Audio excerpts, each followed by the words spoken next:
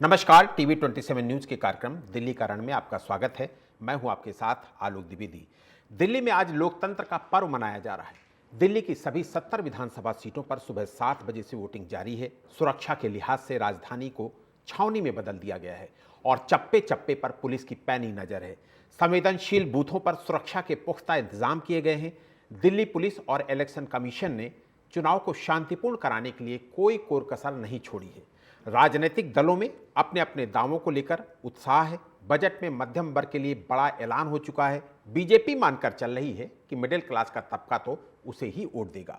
आम आदमी party free बीज योजनाएं और महिला वोटर्स के दम पर वापसी का दावा कर रही है। लोकसभा चुनाव में इंडिया गठबंधन का हिस्सा रही 5 पार्टियां एक दूसरे के खिलाफ मैदान में हैं। आम आदमी पार्टी और कांग्रेस तो सभी 70 सीटों पर आमने सामने हैं। बीएसपी भी 70 सीटों पर लड़ रही है। बीजेपी के 68 प्रत्याशी हैं तो 2 सीटें उसने अपने सहयोगी जनता दल यूनाइटेड को बुराड़ी सीट और लोक जनशक्ति पार्टी रामविलास को देवली सीट दे रखी है। ओम प्रकाश राजभर की पार्टी एनडीए गठबंधन तो है, लेकिन वो अकेले ही 3 सीटों पर चुनाव लड़ रही है। असदुद्दीन ओवैसी की पार्टी एआईएमआईएम ने 12 सीटों पर अपने प्रत्याशी उतारे हैं। इसके अलावा भी कई पार्टियां मैदान में हैं, लेकिन यहां मुख्य मुकाबला त्रिकोणीय है। सभी की नजरें कांग्रेस, बीजेपी और आम आदमी पार्टी पर है, उनके दावों और वादों पर है। आज का मतदान भी इन्हीं पार्टियों के उठाए मुद्दों पर हो रहा है। मतदान करने पहुंचे तमाम लोगों ने मीडिया से जो कहा, उससे तो यही लगता है कि पानी की समस्या, टूटी सड़कें, गलियों में कूड़े के ढेर और गंदगी, विकास की योजनाएं, फ्री बीज, महिलाओं को मिलने वाली फ्री की सुविधाएं और नकदी, यमुना सफाई जैसे मुद्दों पर ही मतदान हो रहा है। मतदान को लेकर चर्चा करने के लिए हमारे साथ कई पॉलिटिकल एनालिस्ट भी जुड़ेंगे। इसके अलावा कई राजनीतिक दलों के प्रवक्ता भी हमारे साथ जुड़ेंगे और उनसे हम अपनी इस चर्चा के दौरान तमाम सारी जानकारी हासिल करेंगे। तमाम हमारे सवालों का जवाब भी वो तमाम खास मेहमान देंगे। और ये सीधी तस्वीरें दिल्ली में लोकतंत्र के महापर्व की।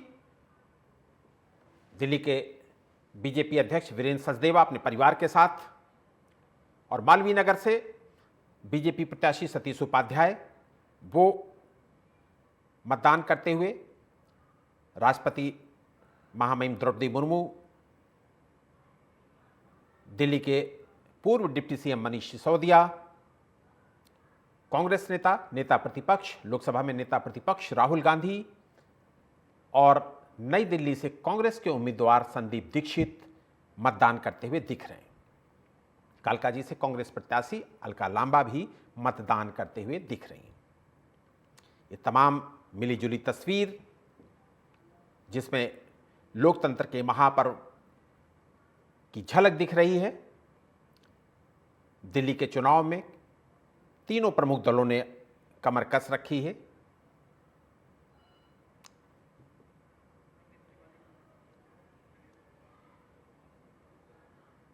तो हमारे साथ कुछ खास मेहमान जुड़ गए हैं। आम आदमी पार्टी के प्रवक्ता नरेश शर्मा जी जुड़ गए हैं। इसके अलावा कांग्रेस प्रवक्ता अमित तिवारी भी जुड़ गए हैं और कुछ खास मेहमान अभी और भी जुड़ेंगे। इन लोकतंत्र के महापर्व की खास तस्वीरों के साथ खास मेहमानों के पास चलेंगे। हमारे साथ नरेश जी आपका बहुत बहुत स्वागत है। अमित जी आपका भी बहुत बहुत स्वागत है।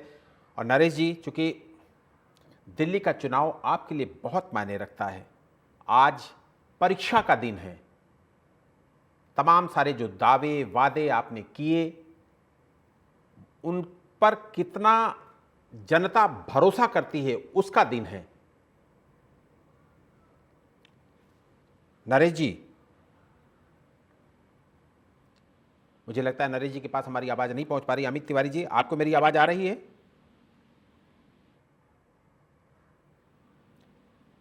आ रही है। अमित जी, आपका स्वागत करूंगा। अमित जी, चुनाव के शुरुआती दौर में जिस तेजी से और जिस रफ्तार से कांग्रेस ने एंट्री मारी दिल्ली विधानसभा चुनाव 2025 में, मतदान का दिन आते आते वो रिदम कहीं ना कहीं मुझे लगता है कि आप बरकरार नहीं रख पाए। आलोक भाई, आज दिल्ली के लिए लोकतंत्र का सबसे बड़ा पर्व है और लोग वोट रूपी आहुति दे रहे हैं। अब रिदम क्या, आज रिदम बनाने का दिन नहीं है। ये दिन बहुत पहले रिदम बना चुकी थी दिल्ली की जनता। आज तो जाकर बस कमल वाला हाथ का पंजा वाला बटन दबा करके कांग्रेस पार्टी को जिता रही है। बम्पर वोटिंग हो रही है, हर जगह वोटिंग हो रही है। उन 10 वर्षों के जो कुशासन रहा है, जो अव्यवस्थाएं रही हैं, बिजली नहीं मिली, पानी नहीं मिला, यमुना जी साफ नहीं हुई, शराब के बदले एक पौवा के बदले एक पौवा दिया गया, इन सब से जनता बड़े परेशान है और इसके विरोध में जाकर के जनता वोट कर रही है, पंजे पर खूब बटन दबा रही है। और देखिएगा जब हाथ के पंजे से पंजे का बटन दबेगा तब 8 तारीख को परिणाम दिखेगा कि जिस प्रकार छदम वादे करके, झूठे वादे करके, प्रचार तंत्र के माध्यम से भारतीय जनता पार्टी और आम आदमी पार्टी की सरकार ने मिलकर केंद्र और राज्य में दिल्ली के लोगों को ठगा, वह लोग इसे कतई स्वीकार नहीं करेंगे। दिल्ली बदलाव की ओर है और आज के चुनावी आज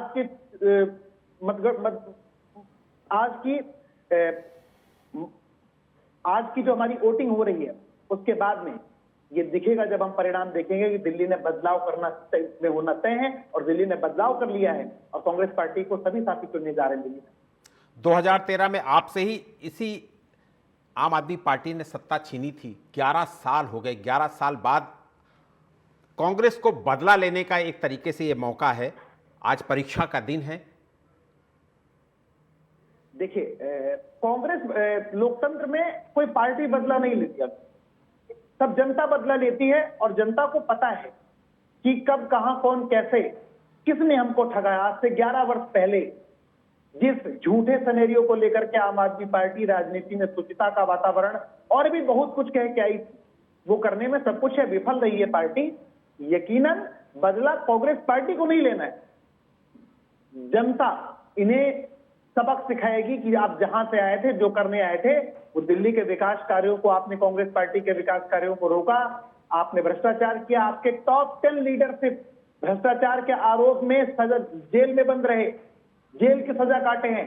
आपका संयोजक, आपकी पार्टी का संयोजक शराब घोटाले का आरोपी है, पैसा लेकर के गोवा में चुनाव लड़ाने के लिए पैसा लिया आपने। तो ये दिल्ली की जनता जानती है। आज बदलाव के मूड में आलोक भाई, कोई बहुत ज्यादा टीका टिप्पणी कमेंट नहीं। आप देख रहे वोटिंग के माहौल से ही लग रहा है बदलाव के मूड में है और ये दिल्ली में बदलाव होकर रहेगा। कांग्रेस पार्टी की सरकार आ रही है।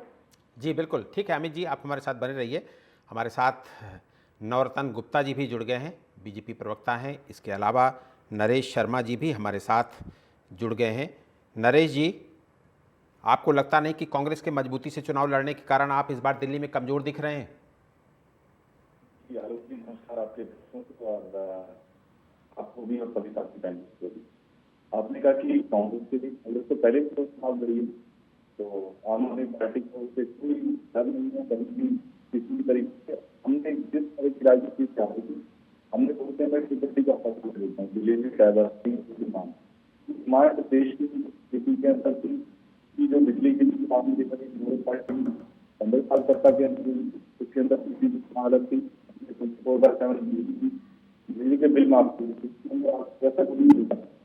दूसरे बिल जो है आज भी सभी कांग्रेस को देख लीजिए, जहाँ जा रही है उनका करने की कोशिश कर रही है अपने चुनाव लड़े। भारतीय जनता पार्टी देखिए रेलवे कहते थे, रेलवे बहुत पसंद आ रही है मोदी जी को, क्योंकि मोदी जी को बहुत अच्छा लगा। देश की जनता के लिए, दिल्ली की जनता को रेलवे दिलाई वो कहीं ना कहीं भला कर रही है, उनके बच्चों का भला कर रही है, बड़े बुजुर्गों के लिए भला कर रही है, शिक्षक लोगों के लिए, सबके लिए ये नीति बनाई गई हमने। और उन रेलवे के ऊपर आप छोटे से बच्चे से लेकर बड़े तक हम सबके लिए सोचा, छोटा बच्चा स्कूल बनाया उसके लिए सोचा, उसके लिए शिक्षा के लिए सुधार किया, उनकी कहते कहता 100% हमने 100% लेकिन शिक्षा में सुधार किया, उसके क्लासेस बनाए, स्कूल बनाए, उनकी स्कूलों की व्यवस्था ठीक करी, हमने देखिए कि मोहल्ला क्लिनिक बनाए, तो बेहतर सुविधाएं करने के लिए हमने बताए। और क्या सिर्फ आपका एज की देखिए क्या बुजुर्ग लोगों के लिए, की महिलाओं के लिए, तो सबके लिए अगर उनके आज ये देश की राजनीति क्या अपना भारतीय पार्टी से पूछना चाहता हूँ, क्या ये लोग एक्सेप्ट करना चाहेंगे कि जहाँ पे भी सरकारें हैं वहाँ पे भी ऐसी शिक्षा कहते थे कि हमारी संजीवनी योजना बहुत अच्छी है, कि इनकी योजना, भारतीय जनता पार्टी की योजना को सुप्रीम कोर्ट ने नकार दिया। उन्होंने कहा कि दिल्ली की योजना, आयुष्मान योजना जो थी भारतीय जनता पार्टी की, उसके मुकाबले दिल्ली की संजीव योजना बहुत अच्छी है और बहुत तरीके से काम करती है और बहुत व्यवस्थित तरीके से लोगों को भला कर रही है। अब ये देखिए कि कहीं ना कहीं जो हमारे ऊपर प्रेशर बनाया गया राजनीति के अंदर, राजनीति के आप देखिए कि कहीं आज के देश के अंदर नहीं हो, अरविंद केजरीवाल जी या हमारे जो भी कांग्रेस के प्रवक्ता कहते हैं कि इस देश की राजनीति में कभी नहीं हुआ कि इस तरह से, मैं कहता हूँ अरविंद केजरीवाल जी के घर से किस तरह काम रिकवरी किया। अगर घोटाला हुआ तो रिकवरी का पैसा तो होना चाहिए था, उसके पास कोई पैसा होना चाहिए था, उनकी गाड़ी होनी चाहिए थी, पैसे खरीदे गए जो भी। मैं कहता हूँ कांग्रेस के नेताओं के पास, भारतीय जनता पार्टी के नेताओं के पास बहुत से पैसे रिकवरी। आप देखिए कि हमारे जो पूर्व डिप्टी रहे उनकी घर से क्या रिकवरी है, उनकी क्या था, आप देखिए कि उनकी घर की हालत को देख पैसा कमाने के लिए तो हम बिल्कुल आपको देख जाए कहीं से नहीं दिखा कि कहीं भी कोई रिकवरी हुई। चुनाव लड़ना हर स्टेट के अंदर खास पार्टी होती है और वो चुनाव करना ठीक है नरेश जी ठीक है, आपके पास आऊंगा। नवरत्न जी भी हमारे साथ जुड़ गए। नवरत्न जी, 25 साल बाद क्या कमल का फूल खिलेगा? आलोक जी, पहले तो मैं आपके टीवी चैनल के माध्यम से सभी दिल्ली वासियों से आग्रह करता हूं कि अपने मत का पूरा उपयोग करें, सही जगह करें, सही समय करें। और वो सही समय आज है। आपको चुनना है मोदी जी के नेतृत्व में डबल इंजन वाली सरकार, या फिर आपको चुननी है महाझूठी, महामक्कार, महाबेईमान सरकार। ये आपके ऊपर डिपेंड करता है, दिल्ली वासियों के ऊपर डिपेंड करता है। और रही बात 25 साल बाद, निश्चित पूर्ण है इस बार हम पूर्ण बहुमत में अपनी सरकार बना रहे हैं। आप देखिएगा 8 तारीख को दिल्ली की जनता ने जो कमल के ऊपर अपना विश्वास जताया है, आदरणीय नरेंद्र मोदी जी के नेतृत्व में दिल्ली के अंदर डबल इंजन की सरकार बनने जा रही है।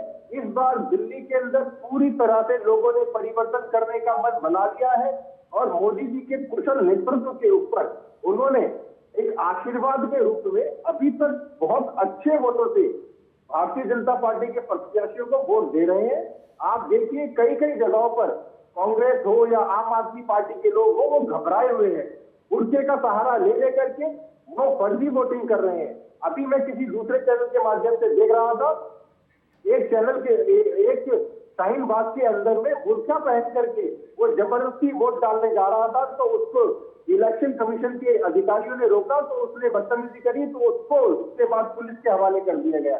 पुलिस ने जब उससे पूछताछ करी तो वो किस पार्टी का कार्यकर्ता निकला, वो सब आपने देखा है, सब आपके सामने है। इस बार दिल्ली की जनता ने उन्हें आप 8 तारीख को भारतीय जनता पार्टी के ऊपर, मोदी जी के कुशल नेतृत्व के ऊपर, मोदी जी की सोच और उनकी दूरदृष्टि के ऊपर दिल्ली की जनता ने वोट करने का मन बना लिया है। जी ठीक है। अमित भाई, आम आदमी पार्टी और बीजेपी के बीच जो वार चल रहा है उसमें कांग्रेस अपना स्थान कहां देखती है? हेलो जी देखिए, आम आदमी पार्टी और भारतीय जनता पार्टी के बीच जो ये वार चला है ना 10 वर्ष, जिसमें दिल्ली की जनता पिसी, कांग्रेस पार्टी आम आदमी पार्टी और भाजपा के मध्य वार में अपने आप को कहीं नहीं देखती। कांग्रेस पार्टी विपक्ष में रहते हुए भी दिल्ली के लोगों के बीच दिखी थी और वही लोगों के बीच दिखने की वजह से आज जनता का जो वोटिंग में प्यार है वो हमको मिल रहा है। इन दोनों पार्टियों ने तो आपस में खूब दूराकुश्ती की है, खूब लड़ाई झगड़े किए, एक दूसरे पर आरोप प्रत्यारोप किए हैं, बजाय जनता की जवाबदेही से अपने को बचाया जा सके कैसे, ये सारे जतन किए हैं, चाहे वो केंद्र की सरकार रही हो और चाहे वो राज्य की सरकार रही हो। 10 वर्षों में अव्यवस्था का वो जाल दिल्ली के अंदर बुना है आम आदमी पार्टी ने, जिसे फ्री मेडिकल स्वास्थ्य सुविधाओं का जिक्र करते हैं। तो जब केजरीवाल जी बीमार हुए थे तो वो बाहर क्यों गए थे इलाज कराते ना, जब वर्ल्ड क्लास हॉस्पिटल्स आपने बना लिए हैं। आलोक भाई, दिल्ली के जनता इस बात को जानती है। मैं आरटीआई की इंफॉर्मेशन आपको बता रहा हूं कि 80% स्कूल के जो बिल्डिंग है वो स्वर्गीय शीला दीक्षित जी के नेतृत्व कार्यकाल में बनी हुई है। 60%, 65% अभी भी रिक्त पद ऐसे हैं टीचर्स के जो दिल्ली की आम आदमी पार्टी सरकार ने नहीं भरे। इन्होंने भरा क्या? अपना खजाना। और किससे खजाना भरा? शराब को बेच करके खजाना भरा। शराब की लीकर पॉलिसी लेकर के आए जिससे लोगों का कल्याण नहीं होता है। एक पौवा खरीदो, एक पौवा फ्री ले जाओ। इन्होंने हर जगह घोटाला किया। ये स्वास्थ्य सुविधाओं में स्वस्थ जल नहीं पहुंचा सके। इन्होंने खुद कहा था पिछली बार कि अगर हम यमुना न साफ कर पाए तो लोग साथियों हमें वोट मत देना। इस बार जब आप मध्य जनता के जा रहे हैं तो जनता पूछ रही कि आपने यमुना साफ नहीं की, मैं वोट आपको क्यों दूं? तो आप कह रहे हैं कि सिर्फ 5 साल का समय दे दो। भाई काठ की हांडी बार बार नहीं चढ़ती है। आज के दिल्ली वासियों के मतदान का रुझान है वो देख करके लगता है कि दिल्ली परिवर्तन की तरफ बह चली है। दिल्ली अपने 11 साल पुराने जो विकास के कार्य जहां से छूटे थे उनको दोहराने के लिए दिल्ली के लोग निकल रहे हैं। दिल्ली को लोग वोट डाल रहे हैं, हाथ के पंजे वाला बटन दबा रहे हैं। और ये दोनों पार्टियां आपस में 11 साल लड़ी ही हैं और इसके सिवाय इन्होंने कुछ भी नहीं किया है। एक झूठा सिनेरियो बना के, एक प्रचार तंत्र के माध्यम से बना करके ये सब जो काम किया वो दिल्ली वाले समझ चुके हैं। खड़ा कौन था? खड़ा जब मई जून के महीने में दिल्ली वासियों को पानी नहीं मिल रहा था लोग भाई, तब कांग्रेस खड़ी थी। जब दंगे हो रहे थे तब कांग्रेस खड़ी थी। ये तो कहीं थे ही नहीं। केजरीवाल जी से कभी पूछो तो कहते हैं मेरे को तो कुछ मिलता ही नहीं जी, सब एलजी ने ले लिया जी, एलजी हमारी सुनती नहीं जी। जब आपको सुनते नहीं, आप विकास कार्य नहीं कर सकते तो जनता आपको क्यों भरोसा दे? दूसरी बात है कि विभिन्न भाषणों में इनके टॉप लीडरशिप ने और अरविंद केजरीवाल जी ने इस बात को कहा कि हमारे अधिक से ज्यादा टॉप लीडरशिप को जेल में रखा गया। अरे भाई, क्या जेल में हनुमान चालीसा पढ़ने के बाद थोड़ी गए थे? वो कुकर्म किए थे ना, शराब घोटाला किए थे ना, स्वास्थ्य में घोटाला किए थे ना, तभी तो गए थे। 30 महल बना लिए 200 करोड़ का, उसके लिए आपके पास समय था। दिल्ली के लोग पानी पा सके उसके लिए आपके पास समय नहीं। जी ठीक है अमित भाई। नवरत्न जी बार बार हाथ उठा रहे हैं, कुछ जवाब देना चाहते हैं? आपकी तमाम सारे सवाल जो आप खड़े कर रहे हैं उसका जवाब भी देना चाहते हैं। नवरत्न जी बीजेपी के प्रवक्ता हैं। साथी ने बताया केजरीवाल के पास इस समय कुछ भी काम करने के लिए कोई योजना नहीं थी। केजरीवाल जिस जिस जगह पर गए दिल्ली में कई जगह उनको काले झंडे देखने पड़े। इस बार तो वो स्वयं अपनी सीट पर मीडिया बंधुओं के साथ बातचीत करते हुए ऑफ द रिकॉर्ड मान चुके हैं कि हाँ 80% तो मुझे डाउट हो गया कि मैं हार रहा हूँ। 20% लग बाय चांस में अगर मेरी सीट निकलती है तो निकलती है। वो निश्चित किस लिए उनको इस चीज पर इतनी शंका करनी पड़ी, किस लिए वो इस बार डोर टू डोर या अपनी रेडियो के माध्यम से और जगह नहीं गए। इस बार वो दिल्ली में सिर्फ अपनी सीट को बचाने के लिए बार बार नए तंत्र षड्यंत्र यंत्रणा मिलाकर के उस सीट को बचाने के लिए उन्होंने कई बार भाजपा के नेताओं के ऊपर आरोप लगाया, वहां की कैंडिडेट परवेश वर्मा के ऊपर आरोप लगाया कि उन्होंने उनके कार्यकर्ताओं के साथ मारपीट की। जबकि आपके माध्यम से बिल्कुल बेबुनियाद खबर दिल्ली पुलिस ने भी उसको बताया कि केजरीवाल के माध्यम से जो उन्होंने खबर दी थी बिल्कुल एकदम बेबुनियाद है। केजरीवाल के पास इस तरह कुछ भी काम करने के लिए, अपने किए हुए कामों को दिखाने के लिए कोई भी उनके पास योजना नहीं है। जी ठीक है। कोई भी ऐसा प्लेटफॉर्म नहीं है जिससे वो दिखा सके जो भी काम किए वो पुरानी सरकारों ने किए। इस बार दिल्ली की जनता ने अपना मन बना लिया है कि वो भारतीय जनता पार्टी को पूर्ण बहुमत में डबल इंजन की सरकार, आदरणीय नरेंद्र मोदी जी के नेतृत्व में डबल इंजन की सरकार को चलाएंगे। इस बार दिल्ली जो पिछले 20 सालों से एकदम विकास से उसकी दौड़ टूट चुकी है, दिल्ली के अंदर इतनी जर्जर हालत नहीं पड़ी है। आज जाके देखिए हमारे मेरे क्षेत्र संगम बिहार में, आज जाके देखिए सीलमपुर में, आज जाके देखिए सकरपुर में, आप इन क्षेत्रों में इतने एक फुट के जो दिल्ली सरकार के गड्ढे हैं वो अभी तक जिन्होंने चुनाव के दौरान भी नहीं भरे। कैसे इस बार दिल्ली की जनता वोट है वो हमें फिर से वोट देगी, ये उनके नेताओं के शब्द है। आप बताइए कैसे जनता उनके ऊपर भरोसा दिखाएगी, कैसे जनता उनको वोट करेगी अपना? जनता ने इस बार अपना पूरी तरीके से मन बना लिया है कि वो आदरणीय मोदी जी के नेतृत्व में दिल्ली के अंदर डबल इंजन की सरकार को चुनेंगे। जी ठीक है नवरत्न जी, आप हमारे साथ बने रहिए। नरेश शर्मा जी, 11 साल आपने सत्ता फ्री बीच के भरोसे चलाई, क्या अब आपको ये एहसास है, इस बात का एहसास होता है कि दिल्ली की जनता को विकास की भी दरकार है आपसे? आलोक जी, ये फ्री बीच और विकास नहीं है, विकसित करना किसी को विकास नहीं है और अच्छी सेवाएं इतना विकास नहीं है। इन मुद्दों के ऊपर कब होता है? भारतीय जनता पार्टी और कांग्रेस पार्टी सभी मुद्दों के ऊपर चर्चा करती थी देश के अंदर, कभी शिक्षित करने के लिए कोई खास चर्चा होती थी कि पर अभी भारत प्रवक्ता कहते कि हमें डबल इंजन की सरकार, डबल इंजन की सरकार, अरे तो वहां पे डबल इंजन कभी स्टेशन पे देखा है? लेकिन आगे लगता है कि पीछे लगता है तो दौरान से शादी करते तो तो वो इंजन है यहाँ पे इंजन से संभलने में नहीं आ रहा है ये इंजन ऐसे नहीं कर सकती इंजन जब से चुनाव के अंदर 2019 देश के अंदर इन्होंने 30% तो हम अटैक हुआ उन्होंने बहुत सारे चुनाव पता नहीं डबल भी फेल हो गया था इनका चौथे इंजन भी फेल हो गया था 5वें इंजन भी फेल हो गया था अब पूरी भारतीय जनता पार्टी फेल हो गई थी 2019 के अंदर इनके चुनाव के अंदर ऐसे 2014 के अंदर ले लीजिए इनके इंजन पहले भी फेल हो गई पहले तो एयरक्राफ्ट लेके आ रहे थे 2014 के अंदर तो मोदी जी का एयरक्राफ्ट आ रहा था कि बहुत बड़ी देश के अंदर हुई और केजरीवाल जी ने इनका तो ये डबल इंजन की बात करते तो ये डबल इंजन डबल ट्रिपल रहेगा अभी जो आपका कह रहे थे ना कि लापता को ढूंढ लीजिए पहले जो आपने कहा अयोध्या के अंदर या कुंभ के अंदर स्नान कर रहे हैं लोगों के साथ क्या हुआ उन लापता को ढूंढिए पहले सबसे पहले मैं कहता हूँ भारतीय जनता पार्टी देश की जनता उसका सवाल पूछती है आपसे जो लापता लोग हैं उनको कौन देगा आपको तो आपदा जो है आपदा को तो वोट देगी दिल्ली की जनता लेकिन लापता के लिए आप जिम्मेदार हैं आपकी मोदी जी जिम्मेदार है मोदी जी जिम्मेदार है लाखों लोग जो खोए हुए हैं उनके परिवारों को डाटा कम से कम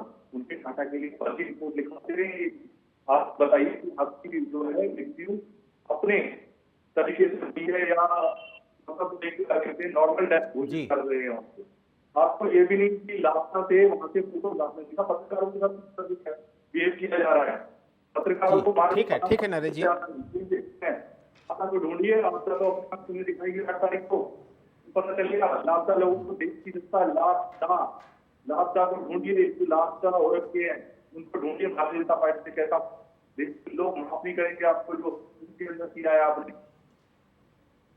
ठीक है नरेश जी। अमित भाई मैं जो पहले आपसे सवाल पूछा था ना उससे ही मिलता जुलता सवाल आपने चूंकि बड़े बड़े दावे कर दिए कि आज रिदम का दिन नहीं है आज लय का दिन नहीं है आज सब कुछ अच्छा है कांग्रेस बहुत अच्छा परफॉर्म करी कांग्रेस सत्ता में आ रही ठीक है इतना भरोसा इतना कॉन्फिडेंस अगर कांग्रेस को अगर होता तो कांग्रेस के जो टॉप लीडर्स हैं कांग्रेस के जो राष्ट्रीय नेतृत्व है आप गौर करिएगा आप देखिएगा कि क्या उनकी रैलियों की उनकी चुनाव की सभाओं की या उनकी इस दिल्ली के चुनाव में जो भागीदारी होनी चाहिए क्या उसकी फ्रीक्वेंसी ठीक थी क्या राहुल गांधी को सिर्फ 2 ही 3 रैलियां करनी चाहिए थी क्या प्रियंका गांधी को इस चुनाव में नहीं उतरना चाहिए था क्या सोनिया गांधी को इस चुनाव में नहीं उतरना चाहिए था जब इतनी बड़ी होप कांग्रेस को दिख रही थी तो क्या राष्ट्रीय अध्यक्ष खड़गे जी को यहां पर स्टेशन नहीं करना चाहिए था या कांग्रेस के अन्य जो दिग्गज लोग हैं उनको यहां पर नहीं आना चाहिए था?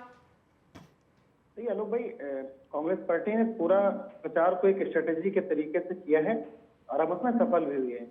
हमने डोर टू डोर कैंपेन से लेके हमारे नेता राहुल गांधी जी खड़गे जी प्रियंका जी और भी जो शीर्ष नेतृत्व है वो हमारा लगा रहा है और हम सिर्फ हमने कहा ना देखिए ये चुनावी मेला हो सकता है भाजपा के लिए ये चुनावी मेला हो सकता है आम आदमी पार्टी के लिए लेकिन विगत 10 वर्षों से दिल्ली की जनता की गली गली में जो समस्याएं हुई हैं बुनियादी समस्याएं आवश्यकताएं थी उनके साथ कांग्रेस पार्टी खड़ी रही है तो लोगों को सिर्फ चुनावी चीजें नहीं दिखती हैं।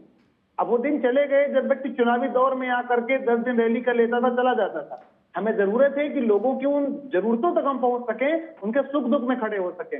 आप बताइए ना कि भारतीय जनता पार्टी भी राज्य में विपक्ष में थी आलोक भाई और जब दिल्ली में पानी का संकट खड़ा हुआ जब मई जून का महीना था तो भारतीय जनता पार्टी तो नहीं दिखी रोड पे कांग्रेस पार्टी दिखी आम आदमी पार्टी से लड़ती जब भी जितने मुद्दे आए और जबकि भारतीय जनता पार्टी को तो चाहिए था कि वो केंद्र के जल शक्ति मंत्रालय से दिल्ली के लोगों भाई राजनीति आप कर लेते लेकिन दिल्ली के लोगों को पानी तो उपलब्ध करवा देते ना लेकिन उन्होंने नहीं किया।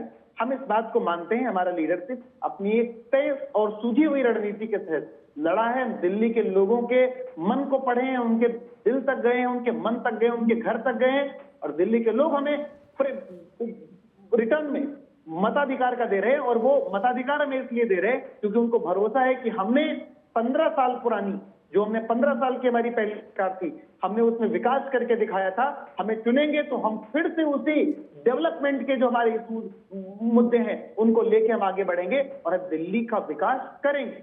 जी और ठीक है दूसरी बात जब ठीक है अमित जी, आप हमारे साथ बने रहिए। तो दिल्ली विधानसभा चुनाव में मनोबल का प्रदर्शन भी बड़ा मायने रख सकता है। सत्तारूढ़ आम आदमी पार्टी के कमजोर मनोबल का प्रदर्शन खुद अरविंद केजरीवाल के उस वक्तव्य से हो जाता है जिसमें उन्होंने कहा था कि उनकी पार्टी को 55 सीटें मिल रही हैं।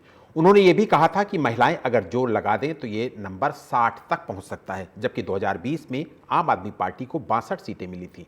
उन्होंने ईवीएम पर भी सवाल उठा दिए थे। सवाल यह है कि क्या जब सेनापति ही ये स्वीकार करने लगे कि उसकी सेना पहले जैसा प्रदर्शन नहीं कर पाएगी, तो क्या इससे सैनिकों और प्रजा का मनोबल टूटता नहीं है? इससे उलट बीजेपी ने यमुना का मुद्दा उठाकर केजरीवाल को धोबी पछाड़ दे दिया है। कांग्रेस को भी भरोसा है कि उसे पहले से बेहतर नतीजे मिलेंगे। सी वोटर का सर्वे भी बताता है कि दिल्ली के करीब 44% लोग आम आदमी पार्टी की सरकार के कामकाज से नाराज हैं और अब वो बदलाव चाहते हैं।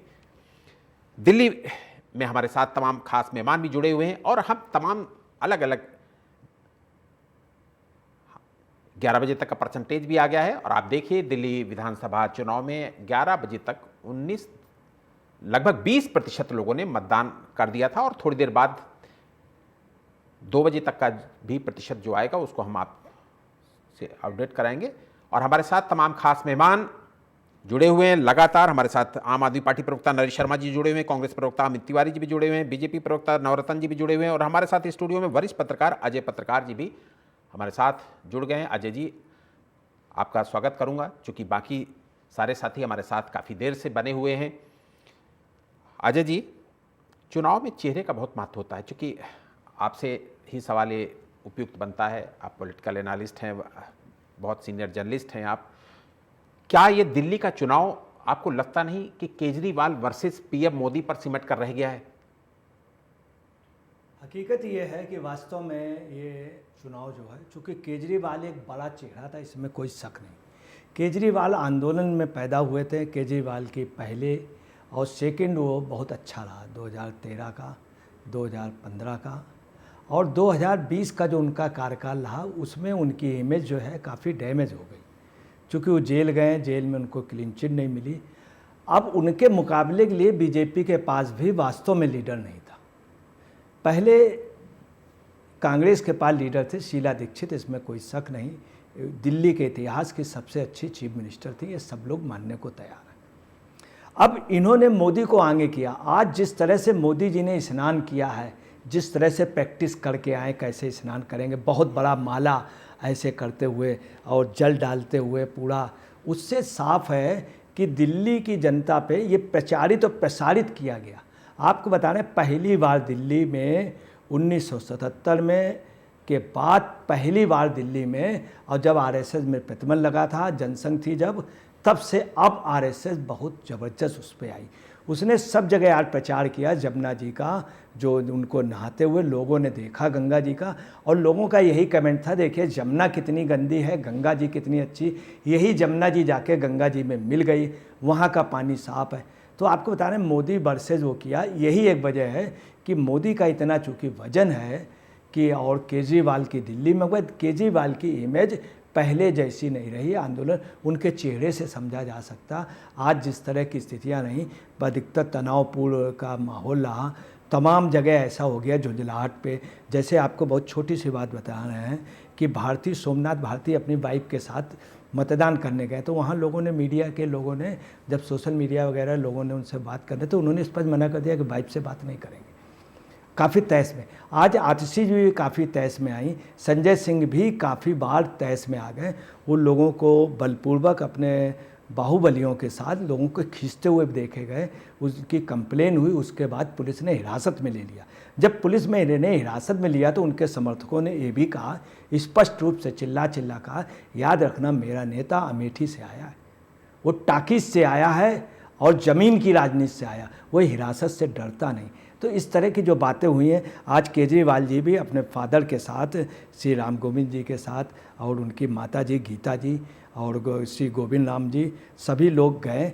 तो उस समय भी लोगों ने, कांग्रेस और बीजेपी के लोगों ने कमेंट्स पास किए। तो जिस तरह से केजरीवाल का विरोध दिख रहा है, वो एक बड़ी ताज्जुब की बात है। दूसरा, इस चुनाव पे अजय जी, आपने बहुत सारे सवाल खड़े कर दिए। आपने इस छोटे से वक्तव्य में बहुत सारे सवाल खड़े कर दिए, इनका जवाब भी हम लेते चलते हैं, बाकी पार्टी के जो प्रवक्ता हमारे साथ जुड़े हुए हैं उनसे सवाल लेते चलते हैं। एक सवाल तो नरेश जी आपके लिए खड़ा हो गया है कि केजरीवाल जी, अजय जी की आपने पूरी बात सुनी होगी, केजरीवाल जी के लिए क्या कह रहे हैं उसका जवाब आप दे दीजिए, फिर उसके बाद नवरत्न जी के लिए भी एक सवाल इन्होंने खड़ा किया, उसका भी जवाब ले लेते हैं, फिर अमित जी के पास चलेंगे। जी, केजरीवाल जी के लिए कोई चुनौती नहीं है, हमने जो काम करके दिखाया है और जो अभी अरविंद केजरीवाल जी ने माना कि जो उनके 3 काम पेंडिंग है उसके लिए उन्होंने क्षमा भी मांगी थी। आज तक ऐसा नहीं है कि जो उनके काम के लिए माननीय मोदी जी को तो आपको किसान शहीद होने के बाद क्षमा मांगनी पड़ी थी और इस के बाद तो उन्होंने काम अगर नहीं किया तो उसके लिए जनता की क्षमा मांगते हैं और जो काम किए हम उसके ऊपर वोट मांगते हैं। कभी भी देश की राजनीति में बदलाव के लिए उसके ऊपर काम करते हैं और अरविंद केजरीवाल जी का राजनीति आपने देखा कि देश की राजनीति और दिल्ली की राजनीति के मतलब कभी ऐसा नहीं गुंडा की भारतीय पार्टी का अरविंद केजरीवाल जी के ऊपर पत्थर मारना, भाई फेंकना या आपने देखा फेंकना, ये सब भारतीय जनता पार्टी कर रही है। भारतीय जनता पार्टी अपने ही लोगों को भेज के पैसे ही बढ़वा रही है। आपने देखा चुनाव से पहले चुनाव आई, फिर भारतीय जनता पार्टी की बन रहा है, आम आदमी पार्टी चुनाव भी स्टेट्स में होंगे कहीं। लेकिन ये सब जो भारतीय जनता पार्टी तो एक ऐसी राजनीति अपना रही है कि हर किसी को दबाव में ला के काम कराने के लिए कभी पसंद नहीं पाएंगे जनता तक जनता के लिए, क्योंकि अपनी राजनीति से मतलब की उनके इंटेलिजेंस सरकार की इंटेलिजेंस बनाए गए थे वो भी सरकार की गए थे उनको पूछिए जरा बहुत स्टेट के अंदर में कैसे पीछे रह जाते हैं। एक एग्जाम्पल देता हूँ, हरियाणा के अंदर चलो 11 साल तक 200 यूनिट नियर बाय हरियाणा जहाँ पे इनके पास में अभी सरकार बनी है वहाँ पे ये पिछली सरकार के टर्म के अंदर सिर्फ 3 महीने सब्सिडी दे पाए थे और सब्सिडी देने के बाद भी बिजली के बिल और बढ़ा दिए। तो ये सरकार ऐसी है कि योजनाओं को सब्सिडी उन्होंने बस स्कूटी देंगे, स्कूटी उन बच्चों को स्कूल जाने के लिए कॉलेज जाने के लिए उनकी स्कूटियां आज तक नहीं आ पाई, पता नहीं कौन से एग्जाम की आड़ के अंदर खड़ी थी। फिर आप ठीक है नरेश जी, ठीक है। मुद्दे ऐसे अलग अलग स्टेट की मैंने एक स्टेट का एग्जाम्पल लिया, बहुत सारे स्टेट में कैंसिल सरकारें अपनी बच्चों से बात कर रहे हैं आप महाराष्ट्र के अंदर हम उन महिलाओं के नाम खाते जा रहे हैं बताया जब आपने कैसे सुनने के बाद ये तय करते हैं कि उन योजनाओं को बंद कर देते हैं या फिर उन योजनाओं के का नाम काट देते हैं। यही भारतीय जनता पार्टी की नीयत है। ये आप कैसे जनता अपने यहाँ देखती है दिल्ली के अंदर डिलीवरी करी है ठीक नरेश जी, ठीक है नरेश जी ठीक है, आपके पास आऊँगा। नवरत्न जी आपके लिए भी सवाल खड़ा किया है। अजय जी, महाकुंभ प्रयागराज में पीएम मोदी का जो विजिट है उसको दिल्ली चुनाव से को रिलेट कर रहे हैं, उस पर भी आपका एक रिएक्शन हो जाए, उसके बाद फिर अमित जी के लिए भी सवाल खड़ा किया है इन्होंने, उस पर भी चलेंगे जी। मुझे तो बहुत समझदार आप भी लगते हैं, उनको इस प्रकार की बात करने का शायद कोई औचित्य नहीं होता, कोई दिन और तिथि निर्धारित नहीं होती। आदरणीय प्रधानमंत्री मोदी जी के जो व्यस्त समय में थे, आपको पता है दिल्ली के चुनाव सरकार की चुनाव का बिल्कुल जो 3 तारीख की शाम को जो उनका खत्म हुआ था, एक एज ए पार्टी के सीनियर नेता, मोस्ट पॉपुलर नेता और दिल्ली की जनता के दिल में बसने वाले आदरणीय नरेंद्र मोदी उनका जब कल का जो उन्होंने अपने मीटिंग शेड्यूल में से समय निकाला और आज उन्होंने पहले से ही तय कर रखा था कि 5 तारीख को प्रयागराज कुंभ में नहाने जाएंगे। और कुंभ का वो तो आपको पता है तो एक महाकुंभ है, इसमें तो सर्वे भवन सर्वे भवन तो निरामय सर्वे वैज्ञानिक, तो इसी प्रकार से सभी का भला करने के लिए मोदी जी ने इस प्रकार वहां से पूरे देश का भला हो, विश्व का कल्याण हो, उसी प्रकार उन्होंने वहां पर जो कुंभ में स्नान किया, डुबकी लगाई। ये तो आपको पता है मोदी जी का एक अपना एक व्यक्तित्व है, वो जहाँ पे जाते हैं मीडिया की कवरेज, उनको मीडिया बंधुओं को उनको प्यार मिलता है। ये इसको दिल्ली चुनाव से जोड़कर देखने मुझे नहीं लगता कि कहीं उचित अजय जी ने जो अभी बताया वो कहीं से उचित है। ये तो एक दिल्ली चुनाव में तो जनता ने अपना मन वास्तव में भारतीय जनता पार्टी को बना लिया है। आपने जिससे बताया केजरीवाल ने खुद बोला कि इस बार हमारी 50 से 55 सीटें आ रही है। देखिए जब हारता व्यक्ति है तो वो अपनी सीटों को जो 67 सीटें लेकर के आया एक समय पर, वो आज अपने आप को 50 से 55 सीटों पर अगर आंक रहा है तो निश्चित ही उसकी इस बार 10 से 15 सीटें भी नहीं आ रही है। इस जी, बार भारतीय जनता नवरत्न जी, और नवरत्न जी, उसके कार्यकर्ता, उसके लोग बहुत अच्छा परफॉर्मेंस कर रहे हैं। उसके डर से केजरीवाल ने स्वयं की हार को एक्सेप्ट कर लिया है। और इस बार जो महिलाओं ने केजरीवाल जी को महिलाओं से जो आग्रह करना पड़ा कि इस बार दिल्ली की मातृशक्ति हमें वोट दे, इस बार दिल्ली की मातृशक्ति ने अपना निश्चय मन बना लिया है कि वो भारतीय जनता पार्टी को ही अपना मत का एक जो उनका मत का अधिकार है, मत अधिकार भारतीय जनता पार्टी के पक्ष में करेंगे। जी जी, ठीक है, ठीक है, ठीक है, ठीक है।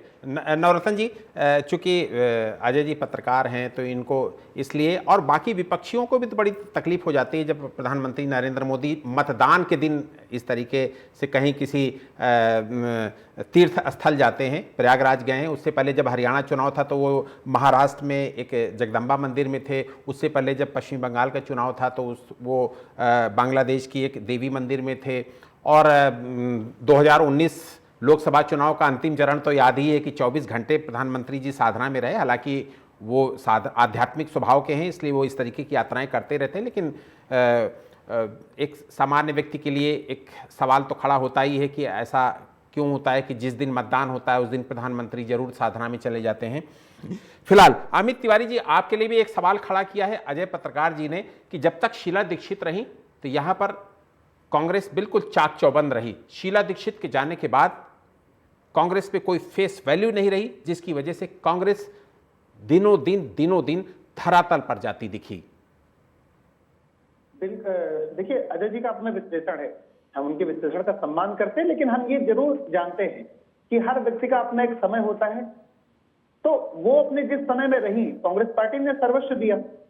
अब बात रही कि एक झूठा सिनेरियो गढ़ करके जो व्यक्ति राजनीतिक शुचिता लाने और इन सब झूठे विकास के वादे करने के नाम पर आया, वो तो झूठा साबित हुआ ना भाई। 2 बार दिल्ली की जनता ने इतना बड़ा मैंडेट दिया, फिर भी विकास नहीं कर पाए। अभी बात हो रही थी प्रधानमंत्री की, कुंभ में गए हैं। अजय भाई ने बहुत सटीक विश्लेषण किया है। हमको लग रहा है भाई साहब नजर रखे होंगे सुबह से एकदम एक फोटो पर, क्योंकि फोटो के शौकीन रखते हैं वो। कितना बड़ा माला है, कहां पर पूजा करनी है, कहां, वो उनका निजी विषय है, हम उस पर टीका टिप्पणी नहीं करते। लेकिन हम ये जरूर जानते हैं कि एक आध्यात्मिक व्यक्ति और देश के प्रधानमंत्री होने के नाते अगर वो कुंभ में जहां पर भगदड़ मची थी वहां पर जाते, उस घटना का निरीक्षण करते, जो लोग डेड बॉडी के लिए अपनी तरफ रहे हैं, जो अस्पताल में वो उनके पास जाते, तो कहीं ना कहीं एक मानवता की मिसाल पेश होती। एक मार्केटिंग मैनेजमेंट वो हर बार करते हैं। अभी आलोक भाई आपने जिक्र किया कि वो चुनाव के बाद चले गए थे साधना में। अरे ये देखिए, साधना में कोई जाए, हम जाए, आप जाए, किसी को कोई आपत्ति नहीं। आपत्ति जब है जब केदारनाथ भगवान के कपाट में उनके घुसने के पहले 4 कैमरामैन घुस जाते हैं और उस कैमरे के बीच में जब केदारनाथ का पुजारी महाराज आ जाते हैं, उनको हाथ लगा के बाहर कर दिया जाता है। तब समस्या होती है कि क्या मार्केटिंग और फोटोबाजी करने के लिए प्रधानमंत्री जाते हैं ऐसी जगहों पर, जिनके फोटो और भगवान के बीच में जो पुजारी अगर आ जाता है मंदिर का, जो पूजा करता है, उसको हटा के बाहर किनारे कर दिया जाता है। वो वीडियो दुनिया ने देखा है और हर कोई जानता है कि किस प्रकार मोदी जी देखिए, वो हर किसी का अपना निजी विषय है धार्मिक, उसमें कोई टीका टिप्पणी नहीं है, लेकिन ये मार्केटिंग मैनेजमेंट दिखाता है ना कि वो किस लिए जा रहे हैं। खैर, उनको भगवान उस चीजों से और आगे करे, उसके लिए हम टीका टिप्पणी नहीं करते, क्योंकि धर्म एक निजी विषय है। लेकिन हम ये बात जरूर मानते हैं कि मोदी जी मानवीय हितों के लिए अगर प्रयागराज के उन पीड़ितों के लिए घटना का निरीक्षण करने जाते, उनसे मिलने जाते, तो कहीं और अच्छा होता। लेकिन वो जा नहीं पाएंगे, क्योंकि इस सब के बस की बात नहीं होती है। सिर्फ राजनीति और फोटोबाजी को छोड़कर मानवीय हितों में भारतीय जनता पार्टी कभी खड़ी नहीं होती। जी बिल्कुल। अजय जी, एक बात यहाँ पर, अब चूंकि आपने शुरू कर ही दिया है, महाकुंभ की भी बात दिल्ली चुनाव से आपको रिलेट कर रहे हैं, तो इसलिए एक सवाल ये भी बनता है कि पीएम मोदी के अंदर इतना हौसला तो है कि वो सनातन और हिंदुत्व के साथ खड़े होने का दम भरते हैं और स्नान करने भी पहुंचे, त्रिवेणी स्नान करने पहुंचे। क्या बाकी दल को लोगों को याद नहीं आई? क्या राहुल गांधी को नहीं जाना चाहिए? क्या प्रियंका गांधी को नहीं जाना चाहिए? क्या अरविंद केजरीवाल को नहीं जाना चाहिए महाकुंभ? देखिए, योजनाबद्ध तरीके से, चूंकि 5 तारीख को मतदान था, उनके यहाँ से पहले ही तय था, उनके यहाँ सारी स्क्रिप्ट पहले से लिख ली जाती है कि 5 तारीख को जब मतदान कर रहे होंगे, जमुना जी गंदी होगी, हम उधर नहाएंगे, इधर से जाए। हालांकि इस समय जो हादसा हुआ उन्हें नहीं जाना चाहिए, परंतु वो गए, चूँकि मतदान वाली बात थी। 5-4 को बहुत बिजी रहे, कई 1.5-2 घंटे वहाँ पार्लियामेंट में बोले, फिर आवाज़। एक आदमी थक जाते हैं, मगर चूँकि उनको मतों की भी चिंता है, इसलिए वहाँ पर गए। आपको कहना नहीं चाहिए, माफ़ कीजिएगा, शेक्सपियर ने एक बुक लिखी थी, द मर्चेंट ऑफ वेनिस। उसमें दिया था कि हर व्यक्ति को प्ले के लिए आता है अपना अपना नाटक अदा करना है। अगर उस समय शेक्सपियर जी के समय मोदी जी होते तो उनका भी नाम लिखते हैं। वास्तव में इस देश में अच्छे ढंग से अपने एक्ट को कोई अदा करना चाहता है, अपने प्ले का मतलब नाटक से ना ले लीजिए, चूँकि नाटक व्यंग होता है, तो वो मोदी जी अपने दायित्व से ले सकते हैं ना, कि जो उनका दायित्व है। दूसरी आपको बता रहे हैं, मोदी जी ने पार्लियामेंट में कहा था वेतन आयोग अभी नहीं, मगर जब उन्होंने देखा दिल्ली का चुनाव, वेतन आयोग का घोषणा कर दी। इधर आपको बता रहे हैं, कल बिहार की गवर्नमेंट ने काफ़ी घोषणाएं कर दी, कई लड़कियों को अपॉइंटमेंट दे दिया, इंजीनियर में दे दिया। इसका भी असल पूर्वांचल आपको बता रहे, दिल्ली के मतदान में नॉर्थ ईस्ट में मतदान ज़्यादा हो रहा। सुबह 8 बजे, सुबह 9 आपको बता रहे हैं 9 बजे तक का मतदान तो जो था 8.1% था। वहीं नॉर्थ ईस्ट में जो मतदान है वो 16%, और जो दूसरी पूरी दिल्ली में मतदान 6%। अभी आपको बता रहे हैं 11 बजे तक का मतदान है 19.95%, जिसमें नॉर्थ ईस्ट में मतदान ज़्यादा हो रहा। यहाँ पूर्वांचल के लोग और बिहार के लोग हैं। उधर लालू ने घोषणा कर दी, उनके जदयू के और एलजेपी के कार्यकर्ता एक साथ देखे जा रहे हैं, परंतु सपा के और आपके कार्यकर्ता और उसके शिवसेना के जो यूबीटी है इनके और ममता बनर्जी के कार्यकर्ता एक साथ नहीं देखे जा रहे हैं। दूसरी आपको सबसे बड़ी बात बता दें कि जितनी फास्ट कांग्रेस दिखी है 4 दिन में, इतनी फास्ट कोई दल नहीं था। प्रियंका गांधी आज सुबह मतदान किया, करेक्ट 7 बजे वो तुगलकाबाद पहुंच गई, करेक्ट 7 बजे। आपको बतला रहे हैं, लोग सोच रहे थे डबल फाइट हो रही, ये ट्रिंगुलर फाइट हो रही। जिस कांग्रेस को लोग कमज़ोर समझ रहे थे वो कांग्रेस मजबूती। मैं अभी गया, आपको बता रहा हूँ, मैं कालका जी गया। लेकिन अजय जी ये बात देखिए, आप कह रहे हैं कांग्रेस मजबूत है, ठीक है, हम आपकी बात मानते हैं, लेकिन कांग्रेस अगर मजबूत दिखती है इस चुनाव में तो निश्चित रूप से उसका फायदा किसे होगा? सीधे फायदा उसका बीजेपी से मैं अभी आ रहा हूँ, सीलमपुर में काफ़ी तनाव हो गया है। सीलमपुर में कांग्रेस अच्छा फाइट कर रही।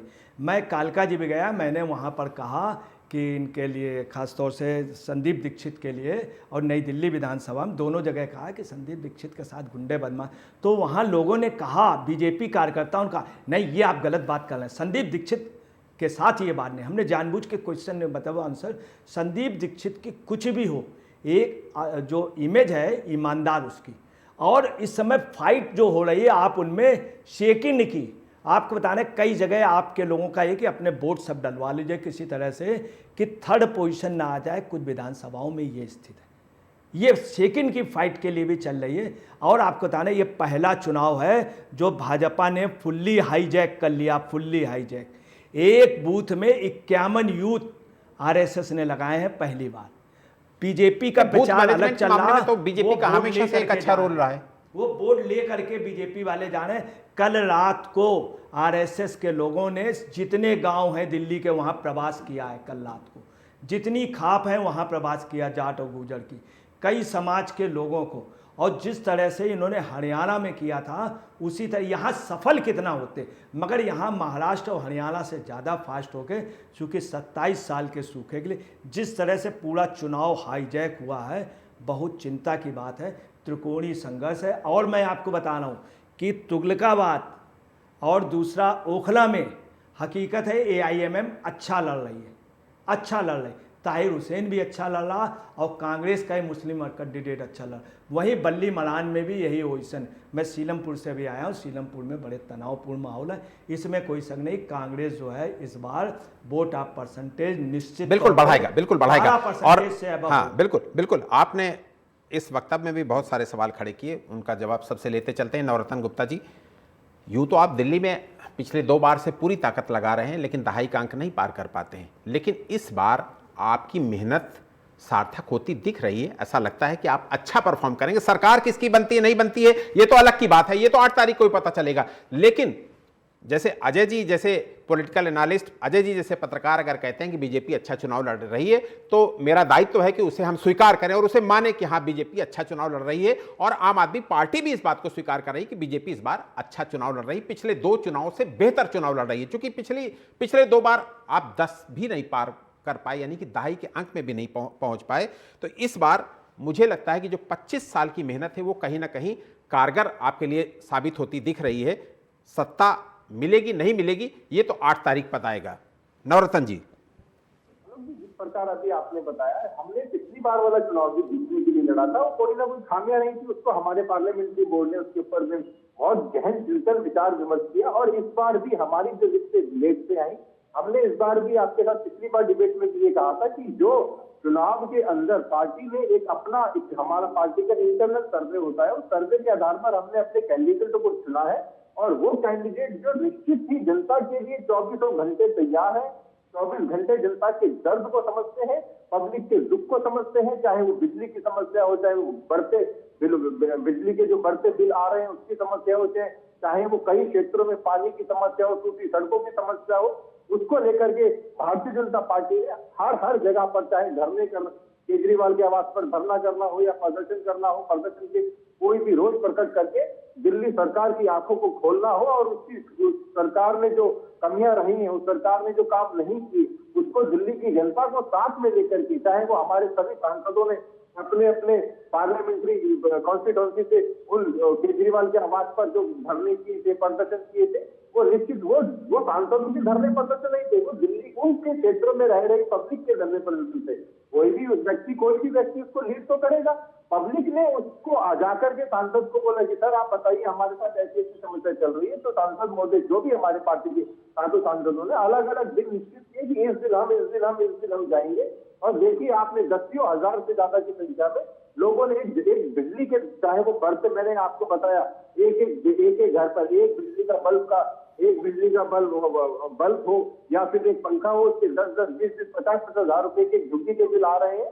ये निश्चित उसका इस बार रोष है पब्लिक के अंदर में।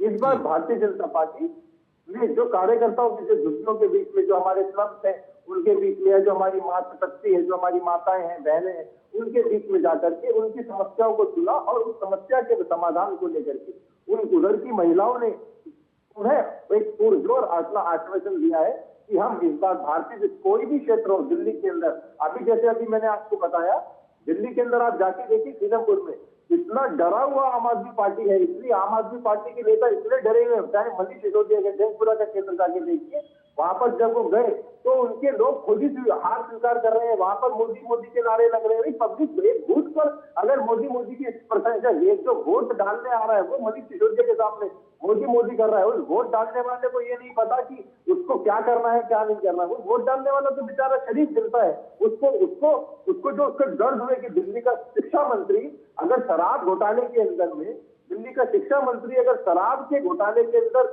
जेल में बंद रहे, तो उसका कष्ट तो होता है कि ऐसा दिल्ली का शिक्षा मंत्री जो हमारे बच्चों को क्या शिक्षा देगा, जो खुद शराब का एक माफिया है, जिसको भारत की सर्वोच्च न्यायालय सुप्रीम कोर्ट ने उसको एक गुना उसके ऊपर साबित हुआ, अभी उसके ऊपर कोर्ट में केस चल रहा है। देखिए निश्चित चुनाव के बाद, चाहे वो केजरीवाल हो या मनीष सिसोदिया हो, सोमनाथ भारती हो या इनके जो सत्येंद्र जैन बड़े बड़े नेता हो, ये आप, और सबसे बड़ी बात जो टिकट ब्लैक किया संजय सिंह, ऐसे घटिया नेताओं को भी इस बार सुप्रीम कोर्ट ने उनके ऊपर अपना अंकुश लगा रखा है। चुनाव के बाद फिर उन्हें उस केस के ऊपर में दोबारा ट्रायल होगा। सुप्रीम कोर्ट ने उसके ऊपर अपनी तारीख निश्चित की है, और केजरीवाल को सुप्रीम कोर्ट ने बरी नहीं किया, उसको बेल पर छोड़ा है। आप बताइए, बेल पर छूटा हुआ व्यक्ति अगर ये बोल रहा है कि हाँ मैं बरी हो गया, जिस प्रकार में बहुत बड़ी महारत, बहुत बड़ा युद्ध जीत करके आया हूँ। आपने देखा होगा केजरीवाल ने अपने आप को किस प्रकार प्रमोट किया कि मैं कितना बड़ा युद्ध जीत के आ रहा हूँ। देखिए, चोरी ऊपर से सीना चोरी, इस बार दिल्ली की जनता ने केजरीवाल की हर एक हरकत को अपने जहन में बिठा लिया है। इस बार दिल्ली की जनता ने वास्तव में ठान लिया है कि भारतीय जनता पार्टी में डबल इंजन की सरकार, दिल्ली के अंदर में भाजपा की सरकार और केंद्र में भाजपा की सरकार, जो मिलकर के डबल इंजन की सरकार एक बहुत अच्छी योजना में, चाहे वो आप लगाइए यमुना की सफाई हो, चाहे वो महिलाओं के प्रति जो, जैसे कि उत्तर प्रदेश के अंदर आपने देखा कि महिलाओं का सम्मान हो, जिस प्रकार कोई भी, अभी आपने कई जगह दिल्ली में सीलमपुर के अंदर एक घटना हुई, आप दिल्ली के अंदर चादरा के अंदर घटना हुई, पंजाबी बाग के अंदर जो घटना हुई, उन घटनाओं का हवाला देकर के उन वहां के नेताओं के ऊपर भी दिल्ली पुलिस ने एफआईआर तक दर्ज की है। आपने देखा होगा ठीक है नवरत्न जी। के अंदर जिस प्रकार एक हिंदू पत्रकार के साथ में मिसबिहेविंग की गई थी वहां के लोगों ने। अब आपको पता है जात धर्म में उनके धर्म के बारे में नहीं पता आपको कि किस धर्म के लोगों ने वहां पर पत्रकारों के साथ बदतमीजी करी थी। जब पत्रकार वहां पर बाइक लेने गए तो उनको अंदर घुसने नहीं दिया गया, उनके साथ धक्का मुक्की की गई, किसी ने तो उनके ऊपर जूता तक फेंक के मारा, सुधीर चौधरी के ऊपर जूता तक फेंक के मारा।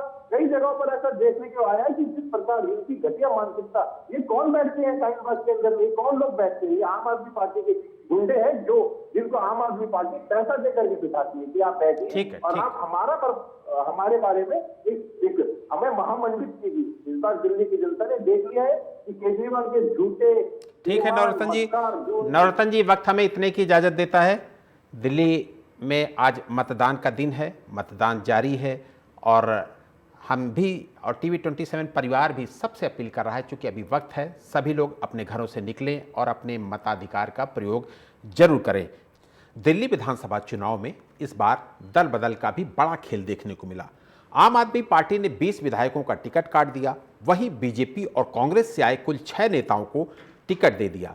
3 विधायकों की सीट बदली गई, जिसमें मनीष सिसोदिया भी शामिल हैं। चुनाव हारे 3 नेताओं को भी आम आदमी पार्टी ने टिकट दे दिया। बीजेपी ने भी इस बार कई दल बदलुओं को टिकट दिया है। वहीं कांग्रेस भी पीछे नहीं रही, आम आदमी पार्टी छोड़कर कांग्रेस में शामिल हुए कई नेताओं को टिकट दिया गया। अब यह देखना दिलचस्प होगा कि दिल्ली की जनता पुरानी घोड़ी नई चाल को कितना पसंद करती है। क्या दल बदल करने वाले नेता जनता का विश्वास जीत पाएंगे या फिर उनकी पुरानी छवि उन्हें नुकसान पहुंचाएगी। यह चुनाव न केवल दिल्ली की राजनीति के लिए अहम है, बल्कि यह भी तय करेगा कि दल बदल की परंपरा जनता के नजरिए से कितनी सफल साबित होती है। तो ये तमाम सारी जो मुद्दे दिल्ली चुनाव से रिलेटेड, उस पर हमारी लगातार चर्चा जारी है। 1 बजे तक का मतदान प्रतिशत भी आ गया है। 33% लोगों ने दिल्ली में अब तक मतदान कर दिया है। एक संतोषजनक फीसदी है ये। 33% लोगों ने अब तक दिल्ली में मतदान कर दिया है। हमारे साथ तमाम खास मेहमान इस पर चर्चा में जुड़ने वाले हैं और हमारे साथ लगातार अजय जी बने हुए हैं स्टूडियो में। अजय जी, मतदान के प्रतिशत से, चूंकि ये बहुत महत्वपूर्ण सवाल है और मुझे लगता है कि इसका जवाब आप ही जैसे पॉलिटिकल एनालिस्ट दे सकते हैं, आप जैसे ही वरिष्ठ पत्रकार दे सकते हैं कि मतदान के प्रतिशत से क्या ये अंदाज लगाना संभव होता है कि ये मतदान सरकार के खिलाफ एंटी इनकम्पेंसी का है या फिर पक्ष में है? देखिए, मतदान जो है अगर हम कई फैक्ट्स में जाएंगे तो ऐसा लगता है कि दिल्ली सरकार के अगेंस्ट में जा रहा है। उसकी वजह है जहाँ जहाँ ये बहुत मजबूत थे उन सीटों पे ये फाइट पे आ गए। जैसे मुस्लिम बहुल सीटों पे आप पार्टी की पोजीशन जो बिल्कुल एक तरफा थी, 80-90% दिखते थे, आज वो स्थिति जो है आपके उस पर उतनी अच्छी नहीं दिखी। मैं आपको बहुत छोटा सा बात बतला दूं कि इनके सभी बूथों पे आपके बस्ते पहली बार नहीं लगे। 2996 लोकेशन थी, जिसमें 12,766 पोलिंग स्टेशन। मैं सुबह से लग गया था खासतौर से बस्ते देखने में। आप में बस्तों के लेकर के टकराव रहा। कांग्रेस के बस्ते पहली बार सब जगह लगे हैं और भाजपा के भी मुस्लिम क्षेत्र पे लगे हैं, मगर मुस्लिम बूथों पे, मुस्लिम पे जहां उनके कैंप हैं वहां पे बिल्कुल मतदाता नहीं देखा गया। बिल्कुल। अजय जी, आप हमारे साथ बने रहिए। हमारे साथ विकास जोगी पॉलिटिकल एनालिस्ट हैं, वो भी जुड़ गए हैं और कांग्रेस प्रवक्ता प्रशांत सिंह जी भी हमारे साथ जुड़ गए हैं। आप दोनों मेहमानों का बहुत बहुत स्वागत करूंगा। प्रशांत जी, विकास जी। प्रशांत जी से भी एक सवाल बनता है, लेकिन उससे पहले विकास जोगी से सवाल ले लेते हैं। विकास जी, पूरा देश दिल्ली से सीखता है और दिल्ली में फ्री बीज की जो ये राजनीति शुरू हुई है वो दिल्ली के विकास के लिए कितना ठीक है और देश के लोकतंत्र के लिए कितना ठीक लगती है आपको? एक बार रिपीट करेंगे जरा, मैं सुन नहीं पाया था आपका। विकास जी, पूरा देश की राजधानी दिल्ली से सीखता है, देश की राजधानी है दिल्ली, और यहाँ पर जो फ्री बीच की पॉलिटिक्स शुरू हुई है उसमें से सभी दल इन्वॉल्व हो गए हैं। बीजेपी, कांग्रेस, आम आदमी पार्टी तो थी ही, लेकिन बीजेपी और कांग्रेस भी उस फ्री बीच की पॉलिटिक्स में इन्वॉल्व हुई है। वो दिल्ली के विकास के लिए कितना ठीक है और देश के लोकतंत्र के लिए कितना ठीक है? मैं अपना एक आकलन बताता हूं आपको द्विवेदी जी। जैसे फ्री वाला जो लगातार सरकारें कहीं कहीं अन्य अन्य राज्य कोई से भी हो, कहीं भी राज्य में अगर इस तरीके की जो फ्री वाली जो योजना ये लोग बांटते हैं, उस योजना से क्या है कि जनता को लाभ तो होगा, लेकिन जनता के लाभ वो वर्तमान में देखते हुए अगर हम भविष्य की ओर जाएं तो भविष्य में उसके नुकसान जनता को ही भोगने पड़ेंगे। अगर हम एक दिल्ली का ही एनालिसिस करते हैं तो आरबीआई से जो हमारी दिल्ली पर जो कर्ज है वो 2020 के जो आंकड़े हैं वो 3631 CR, 2021 के 9464 CR और 2022 के जो आंकड़े हैं वो 15,689 CR, ये आरबीआई का कर्ज दिल्ली के ऊपर है। दूसरा, ये कोई आम आदमी पार्टी की ही पहली एक प्रयोग नहीं था कि जनता को, दिल्ली की जनता को फ्री में ये देना वो देना, रेवड़ियों की तरह बांटना सारी चीजें। ये दौर लगभग शायद 2005 के आसपास की स्थिति है कि नीतीश सरकार ने पहले शुरुआत की थी साइकिल बांटना, ये सब चीजें भिन्न भिन्न योजनाओं की। लेकिन हम जो इन चीजों को जो एक नेता या राजनीतिक पार्टी जो रेवड़ियों की तरह जो बांटते हैं, उन बांटने से क्या होता है कि आम जनता का जो एक मेन अहम जो मुद्दा होता है उससे कहीं ना कहीं हम लोग जो है उसको मिसगाइड करते हैं कि कहीं ना कहीं वो जनता अपने हक की, अपनी प्रॉपर जो उसकी समस्या, उस समस्या से उसका दिमाग थोड़ा सा संतुलन में हो जाएगा योजनाओं को देखकर, और हम अपने जो हमारा एक उद्देश्य है उद्देश्य में पूरे हो जाएंगे। जैसे कि उद्देश्य यानी कि आम आदमी पार्टी दिल्ली में सरकार में रही लंबे समय तक, उसके पहले कांग्रेस में भी रही। 2011 के आंदोलन के बाद आम आदमी पार्टी केजरीवाल जी ने ये विश्वास दिलाया कि मैं भ्रष्टाचार मुक्त दिल्ली बनाऊंगा, मैं बिल्कुल कहीं से कोई रिश्वत नहीं, ऐसी भिन्न भिन्न बातें जनता के सामने रखी। दिल्ली की जनता कोई ऐसा नहीं कोई मतलब ग्रामीण क्षेत्र की जनता हो जिसे तुम बरगला दो, बड़े पढ़े लिखे बुद्धिजीवी लोगों की एक जनता देश में। उसके बाद लोगों ने उन पर विश्वास किया। विश्वास करने के बाद में अंत में क्या होता है सबके सामने जग जाहिर है। अब वही केजरीवाल जी चाहे उनका एक शीश महल को हम ले लें, शराब को ले लें, शिक्षा को ले लें, ऐसा कोई भी विभाग नहीं बचा उनके पास जिसमें कि उन पर भ्रष्टाचार के आरोप ना लगे हों। भ्रष्टाचार भी कैसा कि उनके एमएलए, एमपी, सांसद, राज्यसभा सांसद, डिप्टी सीएम, यानी खुद सीएम को भी जेल जाना पड़ा, जो एक कसम खाते थे ईमानदारी की, जो ईमानदारी का चोला ओढ़कर दुनिया में ना जाने क्या क्या लोगों के सामने अपनी अपनी बातें रखते थे। तो ये सब चीजें को देखते हुए जनता आज जो वोटिंग के मूड में है वो उसका जनता मतलब समझ चुकी है। दिल्ली की जनता ये मान गई है कि अब हमें किस मुद्दे पर और किस तरीके से हमको वोटिंग करनी चाहिए। ठीक है प्रशांत भाई, ठीक है विकास जी आपके पास आऊंगा। प्रशांत भाई, प्रशांत जी आपको आवाज आ रही है? प्रशांत जी आपको मेरी आवाज आ रही है? मुझे लगता है कि प्रशांत जी हमारे साथ कनेक्ट नहीं हो पा रहे हैं। अजय जी, ये वाकई एक चुनौती तो है ही, जैसा कि हमने विकास जी से भी सवाल ये खड़ा किया है और ये सवाल आपसे भी है कि ये जो राजनीति शुरू हुई है जिसमें सभी दल इन्वॉल्व हो गए, अभी तक कुछ एक दल ही इन्वॉल्व हुए थे, लेकिन अब इसमें बीजेपी का भी इन्वॉल्व हो जाना, फ्री बीज वाले संस्कृति में, फ्री बीज संस्कृति में अगर बीजेपी भी इन्वॉल्व हो जाती है तो देश के लिए तो बड़ी समस्याएं खड़ी हो जाएंगी। क्योंकि हर राज्य में हम सबको इस तरीके से मुफ्त की चीज़ें देंगे तो हमारे लिए तो टैक्स एक संकट हो जाएगा। कैसे हम कलेक्ट करेंगे, कैसे हम देश का विकास करेंगे, कैसे हम राज्य का विकास करेंगे, कैसे हम बाकी चीज़ों पर ध्यान दे सकेंगे? देखिए, इस पे बड़ा ये होना चाहिए, नरेंद्र मोदी जी खुद किसी समय पे इसका विरोध करते थे, स्पष्ट रूप से विरोध करते थे। उन्होंने गुजरात के चुनाव में, पहले चुनाव में इस बात का ध्यान रखा, दूसरे चुनाव पे भी उन्होंने चीफ मिनिस्टर, इसीलिए वो चीफ मिनिस्टर बने थे, उन्होंने कहा था हम फ्री बीजी। आपको बता दें, इसके पहले जवाहरलाल नेहरू ने वीट एंड रोज एक उनका लेक्चर हुआ था पार्लियामेंट में, सब जगह पढ़ाया भी जाता है चैप्टर वीज एंड रोज, गेहूं और गुलाब। तो उस पर भी उनका कहना था कि आप उत्पादन कीजिए, हम आपको रियायत दे देंगे, मगर आप स्वयं भी सेल्फ डिपेंड हुई है।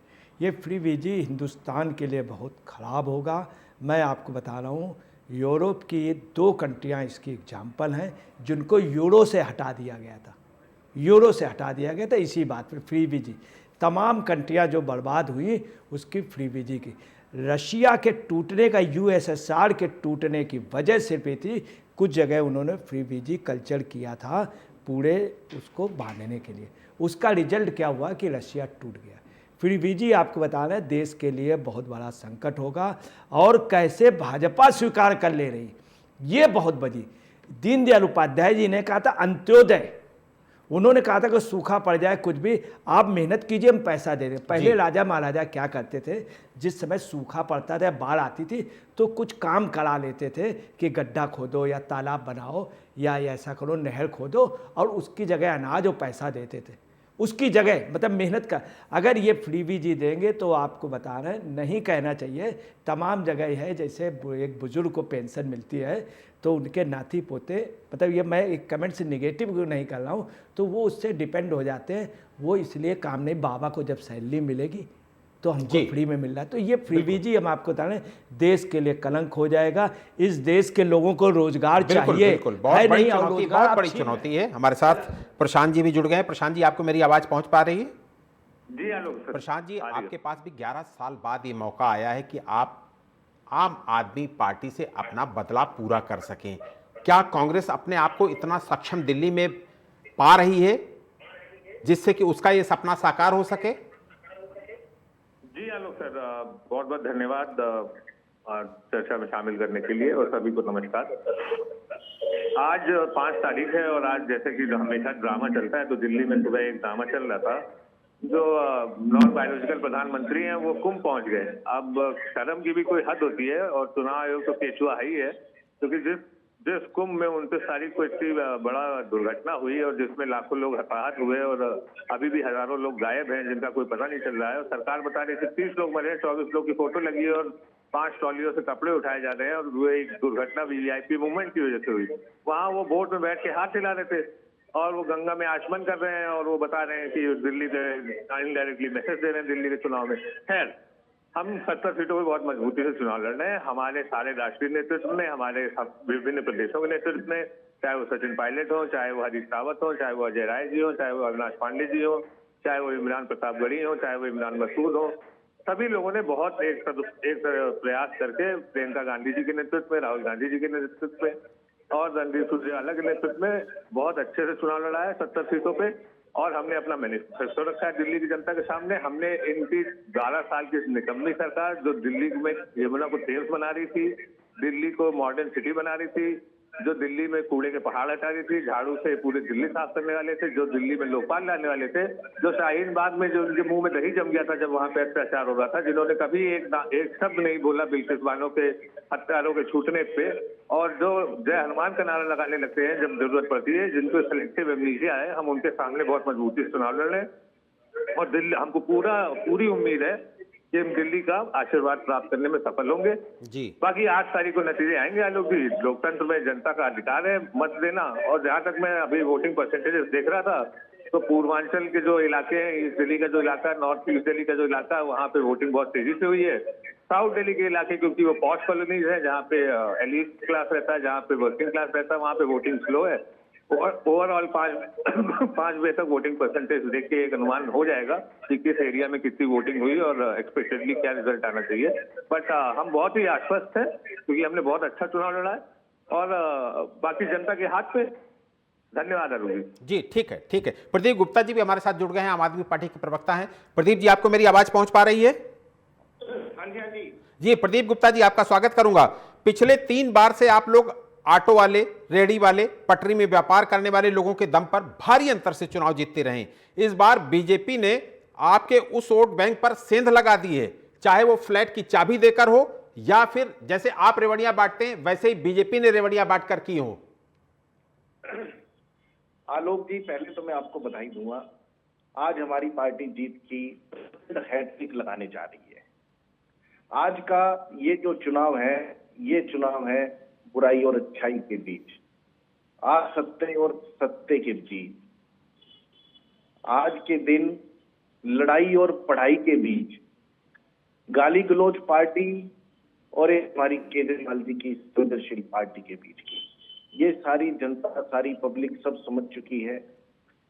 और ये जो भाजपा ने इस चुनाव के अंदर जो गुंडगी दिखाई है, जो गाली गलौज करा है, उसे सिर्फ दिल्ली वासी ही नहीं अभी पूरे देशवासी देख रहे हैं। और आज के चुनाव में वोट दे के आप पब्लिक भाजपा के मुंह पे करारा थप्पड़ लगाने वाली है, ये शब्द में इस्तेमाल कर रहा हूँ आज। और ये जो कांग्रेस वाले कह रहे हैं कि हम बहुत मजबूती से चुनाव लड़ रहे हैं, ये बात मैंने कल की डिबेट में भी कही थी। दिल बहलाने को भली ख्याल अच्छा है, इनकी सिफर की हैट्रिक लग जा रही है। पहले 2 बार इनकी 6 थी और इस बार भी पर है। जी ठीक है, ठीक। अजय जी, एक बहुत महत्वपूर्ण सवाल, फिर उसके बाद जोगी जी के पास चलेंगे। दिल्ली में जिस स्तर का, चूंकि आपने भी बहुत सारे चुनाव कवर किए होंगे, आप बहुत पुराने पत्रकार हैं, बहुत पुराने जर्नलिस्ट हैं, और मैंने भी अपने जीवन में बहुत सारे चुनाव कवर किए हैं। हिंदुस्तान में अलग अलग स्थानों पर जाकर मैंने बहुत सारे चुनाव कवर किए हैं, लेकिन दिल्ली में जिस स्तर का चुनावी कैंपेन मैंने देखा, वैसा अपने जीवन में, पूरे जीवन में मैंने ऐसा कैंपेन नहीं देखा। कितना एक तरीके से एक दो हर प्रमुख दलों, जो तीनों प्रमुख दल हैं, हर मुद्दे पर एक दूसरे को काउंटर करते दिखे। उन्होंने कहा हमारे ऊपर हमला हुआ तो दूसरा दल कहता मेरे ऊपर भी हमला हो गया। दूसरे ने कहा कि मैं ये फ्री की रेवड़ी बांटूंगा तो दूसरा दल कह रहा नहीं नहीं मैं भी बांटूंगा फ्री की रेवड़ी। और ये इस तरीके की होड़ में कोई किसी से पीछे नहीं दिखा। अब चूंकि आज परीक्षा का दिन है, आज मतदान का दिन है, इसका इंपैक्ट आज के दिन आप किस तरीके से देखते हैं? देखिए, कुल मिलाकर के ये जिस तरह का कंपटीशन हुआ है, तो बिल्कुल ये पोजीशन है जैसे मार्केट में ये आ जाए कि सस्ता कर दीजिए। तो एक दुकानदार ने सस्ता किया, उसके देखे दूसरा, फिर पता चला लागत से भी कम। वही स्थिति हम आपको बतला रहे हैं कि इससे देश की इकोनॉमी, देश की उसमें आएगा, बेरोजगारी पे आएगा, पूरे देश के लिए बहुत बड़ी समस्या हो जाएगी और लोकतंत्र का जो उद्देश्य है ये मिट जाएगा। अब फ्रीजी के चक्कर में आदमी देशभक्ति, देश का संविधान, देश की रक्षा, प्रभुसत्ता, सुरक्षा, ये सब भूल जाएगा और इस पे तुरंत बैन लगना चाहिए। दूसरी बात है कि जो भी मैनिफेस्टो हो उसका बाकायदे एफिडेविट होना चाहिए, उसका उन्हें पालन करना चाहिए। यदि पालन न कर पाएँ तो ऐसे संसद सदस्यों की सदस्यता के लिए दोबारा चुनाव नहीं लड़ने देना चाहिए, ऐसे विधायकों को नहीं लड़ने देना चाहिए और उस पार्टी पे जुर्माना लगाना चाहिए। अगर ये कर दिया जाएगा तो देश के लिए अच्छा है। इजराइल में यही है, इसलिए इजराइल डेवलप है, इजराइल में यही है। ठीक है, ठीक है। हमारे साथ अविरल मलिक भी जुड़ गए हैं, बीजेपी प्रवक्ता हैं, लेकिन उससे पहले विकास जोगी के पास जाऊंगा। विकास जोगी जी, आप भी दिल्ली की नब्ज को समझते हो, दिल्ली के लोगों को समझते हो। एक बहुत महत्वपूर्ण आपसे भी इसी से रिलेटेड सवाल है। फ्री बीच की जो दलों की ओर से अलग अलग घोषणाएं की गई, क्या दिल्ली के जनता को, दिल्ली के लोगों को ये संदेश नहीं देती कि आपको मुफ्त की चीज़ों की आदत पड़ गई है? आपने बिल्कुल ठीक बोला आलोक जी भाई साहब। अभी क्या था कि मैंने उनको सुना था गुप्ता जी को, तो उनको गुप्ता जी का जो था उस पर मुझे 2 लाइन याद आई एक शायर की। मेरा गम ये नहीं कि मैं अकेला हूँ गालिब, मेरा गम ये नहीं कि मैं अकेला हूँ, मेरा गम ये है कि तू भी साथ नहीं। ये वही आज कांग्रेस है जो आम आदमी पार्टी पर आरोप लगा रही है। ये वही कांग्रेस है जो आम आदमी पार्टी पर ना जाने क्या क्या बातें बोल रही है। और कुछ दिन पहले ये लोग सत्ता में रहे, और सत्ता तो छोड़ो, अभी मुश्किल से 4 महीने पहले ये लोग साथ साथ में चुनाव लड़े हैं। और वही आम आदमी पार्टी की क्या स्थिति है, वो आम आदमी पार्टी वाले मिलो ना तुम तो हम घबराएं, मिलो तो आग चुराएं, ये कौन सी वही आपकी मानसिकता हो गई। आप जनता को मिसगाइड करने का भी प्रण ले रखा है, संकल्प ले रखा है आपने। दिल्ली के अंदर जो आपके अहम मुद्दे हैं, सड़कें आज भी स्थिति जस की तस बनी हुई है, हमको एमसीडी दे दो, हम दिल्ली को बिल्कुल अच्छा बना देंगे। मुखर्जी नगर की घटना किसकी आंखों से छुपी हुई है, ना जाने कितने देश के IAS IPS, देश का भविष्य है, आज वो काल के गर्त में समा गए, उनकी बॉडी मिलना बड़ी नाम मतलब समस्या का विषय को एकदम ऐसा क्या हुआ कि मतलब इतनी व्यवस्था है कि वो बिल्कुल बेसमेंट ही समाप्त हो गया। तो हमको सिर्फ फ्री की रेवड़ी के हमने बिजली दे दी, पानी दे दी, पानी दे कहाँ रहे हो भाई आप, पानी ना आप देने का नाम ले रहे हो सिर्फ, और बाकी टैंकर माफिया को खुली छूट दे रहे हो जी। इस पर जनता ने इस बार पूरी तरह से, मैं आपको माध्यम से सभी को एक बार बताना चाहूंगा, इस बार जनता पूरी तरह से मन बना चुकी है।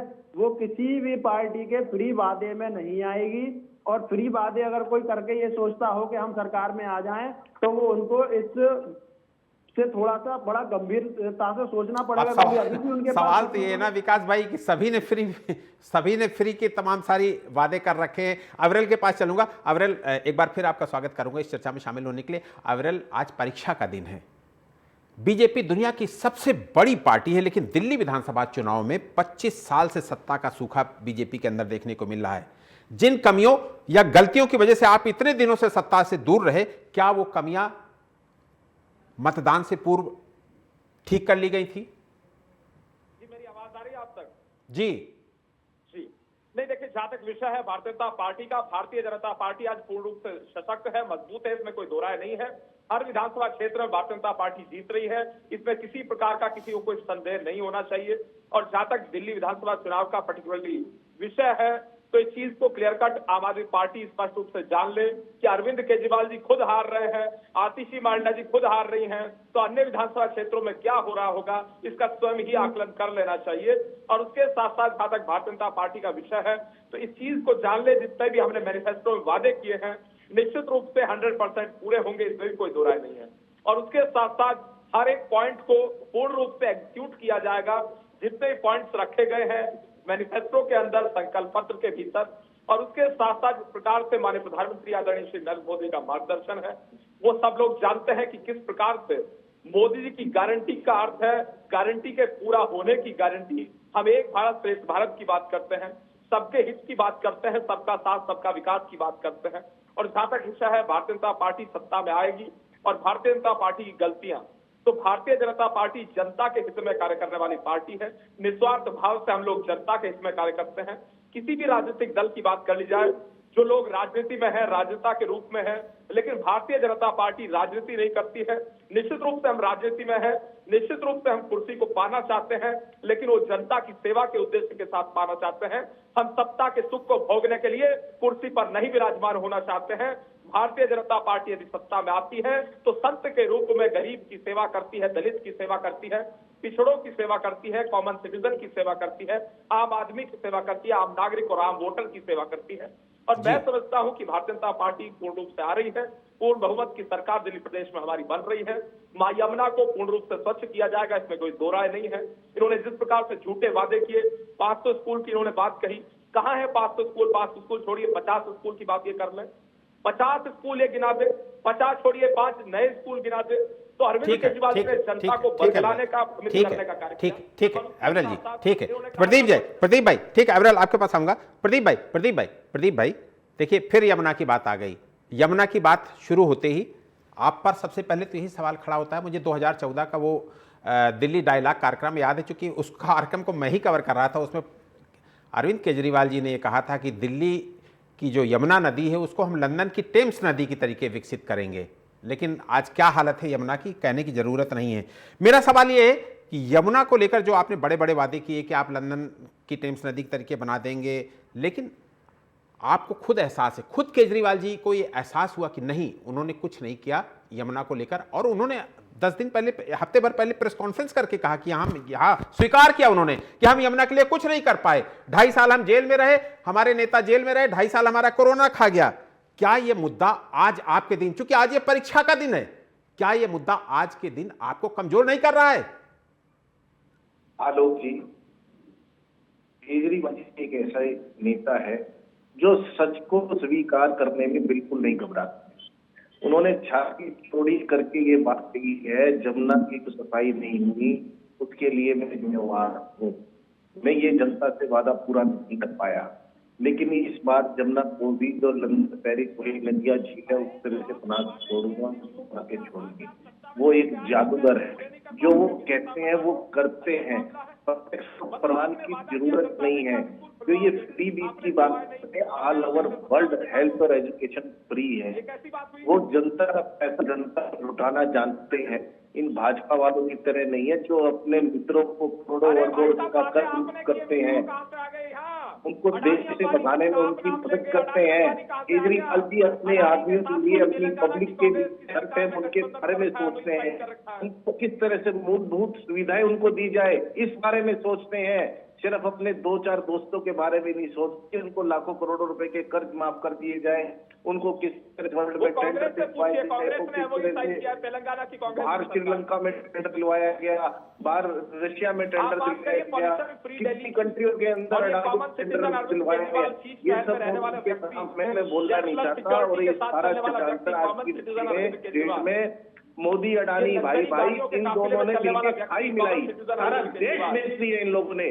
आज मोदी पूरे भारत के अंदर आज तक जितने भी प्रधानमंत्री हुए हैं, हर प्रधानमंत्री ने देश के लिए न कोई अचल संपत्ति बनाई। सिर्फ एक मोदी जैसे प्रधानमंत्री है जिन्होंने सभी देश की अचल संपत्तियों को बेचा है, तेल बेच दिया हवाई अड्डा, ये सब जेपी नड्डा महंगाई से जनता कर रही त्राई खास होया है, खास चौकीदार त्राई आप कर रहे हैं क्योंकि वोट आपको नहीं मिल रही है, जनता प्रसन्न है, इस बार जनता आपको हटा रही है। त्राई आप लोग कर रहे हैं। हमारी आदत नहीं है किसानी बिल्ली खबर मुझे, अभी आपने कहा कि बीजेपी को भाजपा को सत्ता का लोभ नहीं है। प्रदीप भाई आपके पास आऊंगा, अबरेल आपके पास भी आऊंगा। दिल्ली के चुनाव में वर्ग और कल्याण के मुद्दे लगातार प्रमुख बनते गए हैं। असल में दिल्ली का नाटकीय ढंग से शहरीकरण हुआ है। यहाँ की पाश कॉलोनियों में भारत के कुछ सबसे हैसियतदार परिवार उन झुग्गी बस्तियों से बिल्कुल सट कर रहते हैं जो कामकाजी वर्ग और शहरी गरीबों को आश्रय देती है। एक बड़ा मध्य वर्ग है जो अब राजधानी शहर के विशाल सरकारी तंत्र में नौकरी करने तक सीमित नहीं है।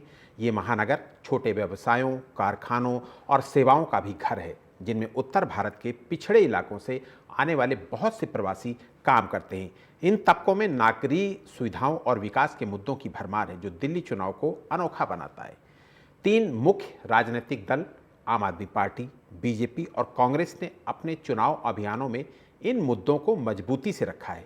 इसकी वजह से दिल्ली का चुनाव इस बार किसी एक मुद्दे पर केंद्रित नहीं हो पाया, जबकि पिछले 2 चुनाव में देखा गया था कि मुद्दा भ्रष्टाचार था, जिसे हटाकर एक साफ सुथरा प्रशासन देने का वादा किया गया था। इस बार का चुनाव प्रचार अभियान नागरिक मुद्दों के साथ एक दूसरे की निंदा और कीचड़ उछालने से भरा रहा, लेकिन कुछ मुद्दे अभी भी अछूते रह गए लगते हैं, जिनमें बड़ा मुद्दा है ट्रैफिक, वायु प्रदूषण। ये तमाम मुद्दे जो दिल्ली की जनता को प्रभावित करते हैं, और मुझे लगता है कि इन तमाम मुद्दों के आधार पर ही आज दिल्ली की जनता यहाँ मतदान के लिए सुबह से निकली हुई है।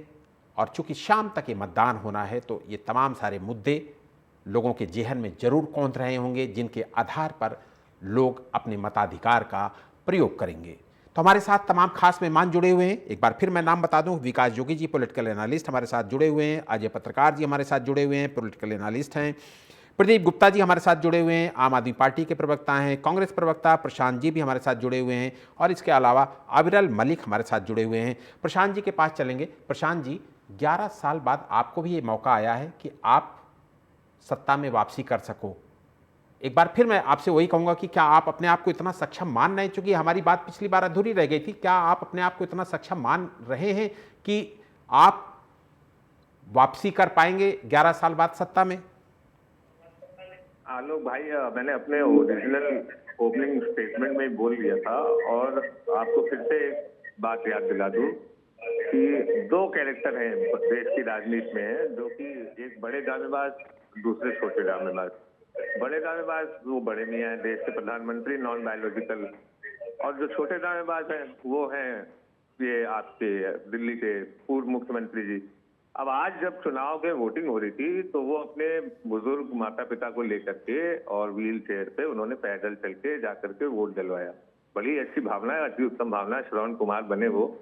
पर ये 10 साल पहले ये कह के आए थे कि हम तो राजनीति की धारा बदलने जा रहे हैं, हमको सरकारी बंगला नहीं लेंगे, शीश महल बना दिया, हम भ्रष्टाचार नहीं करेंगे, शराब घोटाला कर डाला। एक मंत्री, कितने विधायक, फर्जी डिग्री पे कितने लोग, किस प्रकार की चीजें आपने देखी। और जो प्रेरणा किससे ली इन्होंने? प्रेरणा ली वो बड़े मियाँ से। बड़े मियाँ कुंभ में स्नान कर रहे थे आज। बड़े मियाँ की माता जी, आपको याद होगा जब नोटबंदी हुई थी तो उनकी माता जी जो थी वो नोट निकाल रही थी, पैसे निकाल रही थी एटीएम से, और उसको पूरे देश का मीडिया दिखा रहा था। तो ये जो दोनों की जुगलबंदी है, और जुगलबंदी इसलिए क्योंकि इनकी धारा यमुनोत्री गंगोत्री एक ही है। इंडिया अगेंस्ट करप्शन के मूवमेंट से निकली हुई ये आम आदमी पार्टी, जिसका चुनाव निशान झाड़ू, उसी के प्रोडक्ट मनीष सिसोदिया, उसी के प्रोडक्ट अरविंद केजरीवाल, उसी की प्रोडक्ट किरण बेदी, उसी की प्रोडक्ट कुमार विश्वास। 2015 में वहां से निकला हुआ किरण बेदी इनके सामने मुख्यमंत्री पद की चेहरा थी कि नहीं थी? आप मुझे बताइए आलोक भाई। तो ये 11 साल से दिल्ली की जनता देख रही कि नहीं देख रही? और ये बताए थे कि हम सिफर पे। अरे अब की हम सिफर नहीं, आपका सफर ही रोक देंगे, परेशान मत होइए गुप्ता जी। ठीक है, आपका सफर आपका इस बार समाप्त होने वाला है। जो आप थेम्स नदी बनाने वाले थे यमुना को, जो आप पेरिस बनाने वाले थे दिल्ली को, एक आदमी एक आखिरी व्यंग बोल के अपनी बात समाप्त करता हूँ। और कुछ हुआ ना हुआ आलोक भाई, पिछले 11 सालों में एक आदमी की खांसी आती थी, उसकी खांसी रुक गई और पूरे दिल्ली को खांसी आने लगी क्योंकि AQI कहां से कहां पहुंच गया। ठीक है, ये हुआ है दिल्ली में। ठीक है। धन्यवाद। अविरल भाई, आधी आबादी को रिझाने का फार्मूला जो मध्य प्रदेश से आपका शुरू हुआ, महाराष्ट्र में कामयाब रहा, हरियाणा में भी कामयाब रहा, यही फार्मूला आप लोगों ने दिल्ली में भी लगाया। आपको लगता है कि यहां भी आपका यह फार्मूला कामयाब हो जाएगा? क्योंकि आपके दोनों प्रतिद्वंदी दल भी इसी फार्मूले के आधार पर अपनी फाइट कर रहे हैं। जी नहीं, देखिए जहां तक विषय है महिला सुरक्षा का, नारी सशक्तिकरण का, महिलाओं के हित में कार्य करने का, तो हर राज्य में भारतीय जनता पार्टी की सरकार इस कार्य को निश्चित रूप से कर रही है। जहां जहां भी भारतीय जनता पार्टी की सरकार है, निश्चित रूप से महिलाओं के हित में कदम उठाए जा रहे हैं। नारी सुरक्षा के हित में जिस प्रकार से उत्तर प्रदेश में भी कार्य हो रहा है, वो सबको मालूम है कि किस प्रकार से एंटी रोमियो स्क्वाड का गठन किया गया। और आज आम आदमी पार्टी की समर्थक पार्टी समाजवादी पार्टी, जो समाजवादी पार्टी आम आदमी पार्टी का प्रचार करा रही है, यही समाजवादी पार्टी विरोध कर रही थी एंटी रोमियो स्क्वाड का। इसी पार्टी के नेता सबसे पहले निकलकर सामने आए थे विरोध करने के लिए एंटी रोमियो स्क्वाड का, जो कि उत्तर प्रदेश की सरकार ने माननीय मुख्यमंत्री योगी आदित्यनाथ जी महाराज के द्वारा एंटी रोमियो स्क्वाड का गठन किया गया था। साथ ही साथ जहां तक विषय है दिल्ली विधानसभा चुनाव का, ये तो कह रहे थे वाटर लॉगिंग फ्री दिल्ली का निर्माण करेंगे, पॉल्यूशन फ्री दिल्ली का निर्माण करेंगे, उसके साथ साथ यूरोपियन रोड्स बना रहे थे, ये स्कूल्स बना रहे थे, यमुना जी के विषय में इन्होंने वादा किया था। इनका 3-4 पॉलिसीज हैं। इनकी नंबर 1 कोई आइडियोलॉजी नहीं है। नंबर 2, ये जिस आधार पर चलते हैं वो है बिजली और पानी। दिल्ली में बिजली के लंबे लंबे कट लगते हैं। नंबर 2, जहां तक विषय है पेयजल का, अगर मैं आपको कह दूं कि आपके घर में मुफ्त पानी पहुंचाऊंगा, तो उस मुफ्त पानी का ना तो कोई फायदा है और ना मुफ्त पानी पहुंच रहा है, क्योंकि एक गंदे पानी का भी बिल वसूलने का काम करते हैं और उसके साथ साथ इलेक्ट्रिसिटी के बिल्स आ रहे हैं, ये गंदा पानी जोड़ देते हैं। अगर नाली का पानी किसी व्यक्ति के घर में पहुंचा दिया जाए और उसे मुफ्त पेयजल कह दिया जाए, तो कहां तक उचित है, इन्हें तय कर लेना चाहिए और जनता निश्चित रूप से तय कर रही है। और उसके साथ साथ जहां तक विषय है मोहल्ला क्लिनिक का, आप संडे को कम से कम बीमार मत पड़िए अगर बात मोहल्ला क्लिनिक की कर दी जाए, क्योंकि संडे को कोई ट्रीटमेंट नहीं होगा। 7-8 डिस्पेंसरीज पहले भी चलती थी। और जहां तक विषय है मोहल्ला क्लिनिक का, इस चीज को क्लियर कट इन्हें जान लेना चाहिए। ऐसी स्थिति मोहल्ला क्लिनिक्स की है कि जिस तरीके से सामने मोहल्ला क्लिनिक लिखा होगा, अंदर डॉक्टर नहीं होगा, कोई क्लिनिक किसी प्रकार का नहीं होगा, ना पेशेंट होगा ना डॉक्टर होगा, वहां गधे और घोड़े घास चल रहे होंगे, क्योंकि ना वहां क्लिनिक है, ना वहां डॉक्टर है, ना वहां पेशेंट है, ना वहां किसी प्रकार की दवाई है। वहां यदि कुछ है तो एक प्रकार से घास फूस उगी हुई है और उसे चरने का काम गधे और घोड़े कर रहे हैं। जी ठीक है। प्रदीप भाई, जिस भ्रष्टाचार के खिलाफ 2013 में पहली बार आप सत्ता में आए थे, क्या आपको लगता नहीं कि वही भ्रष्टाचार का मुद्दा इस बार आपके लिए मुश्किलें खड़ी करता दिख रहा है? क्योंकि कांग्रेस और बीजेपी दोनों ने भ्रष्टाचार के मुद्दे पर आपको घेर रखा है। देखो, राजनीति के अंदर आरोप भ्रष्टाचार के आरोप हमारी पार्टी के ऊपर हुए हैं। आज तक एक भी आरोप नहीं, आज तक किसी झुंझने की भी खबर CBI पुलिस हमारे नेताओं से नहीं है।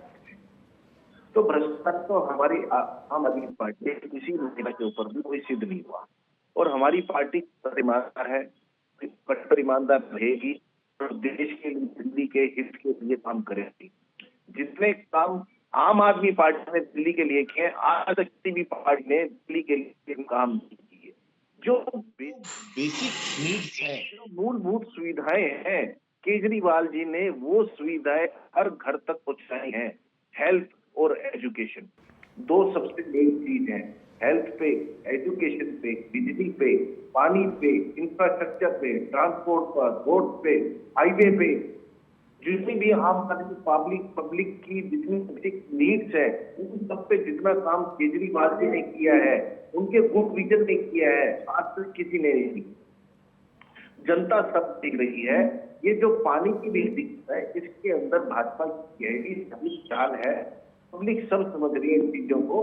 केजरीवाल जी का विजन बिल्कुल है, हर घर में साफ पानी हो, हर घर में शिक्षा हो, चिकित्सा हो, किसी भी आदमी को इस चीजें से कोई परेशानी ना हो, कोई दिक्कत ना हो।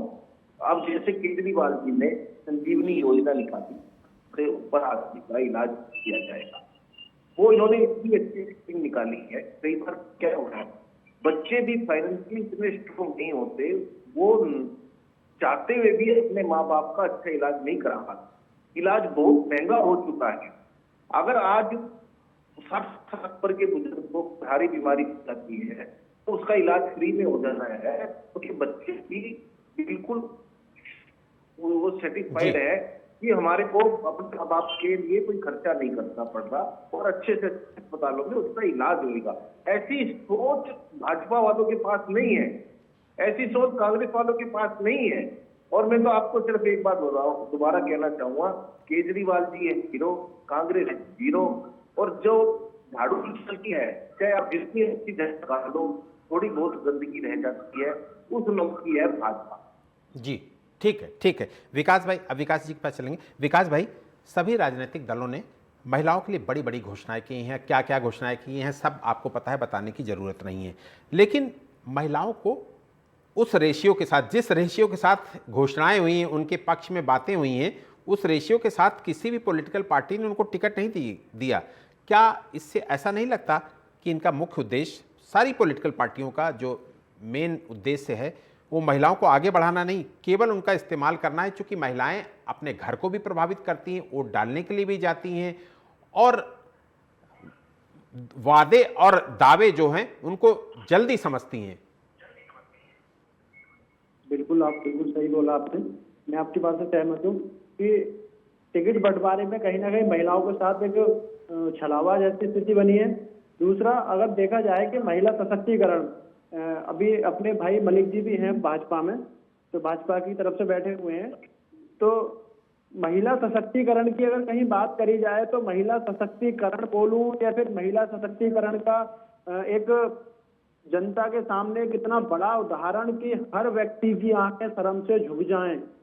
स्वाति मालीवाल जी सांसद होते हुए उनके साथ एक मुख्यमंत्री आवास पर मुख्यमंत्री के माननीय पीए महोदय उनके साथ ऐसा अभद्र व्यवहार करते हैं, और व्यवहार करने के बाद उनकी हठधर्मिता देखिए कि पुलिस को भी उन्हें देने से, अगर मान लो हमने कोई अपराध किया, विभव कुमार जी ने कोई अपराध किया था, तो क्या केजरीवाल जी को बोलना चाहिए था?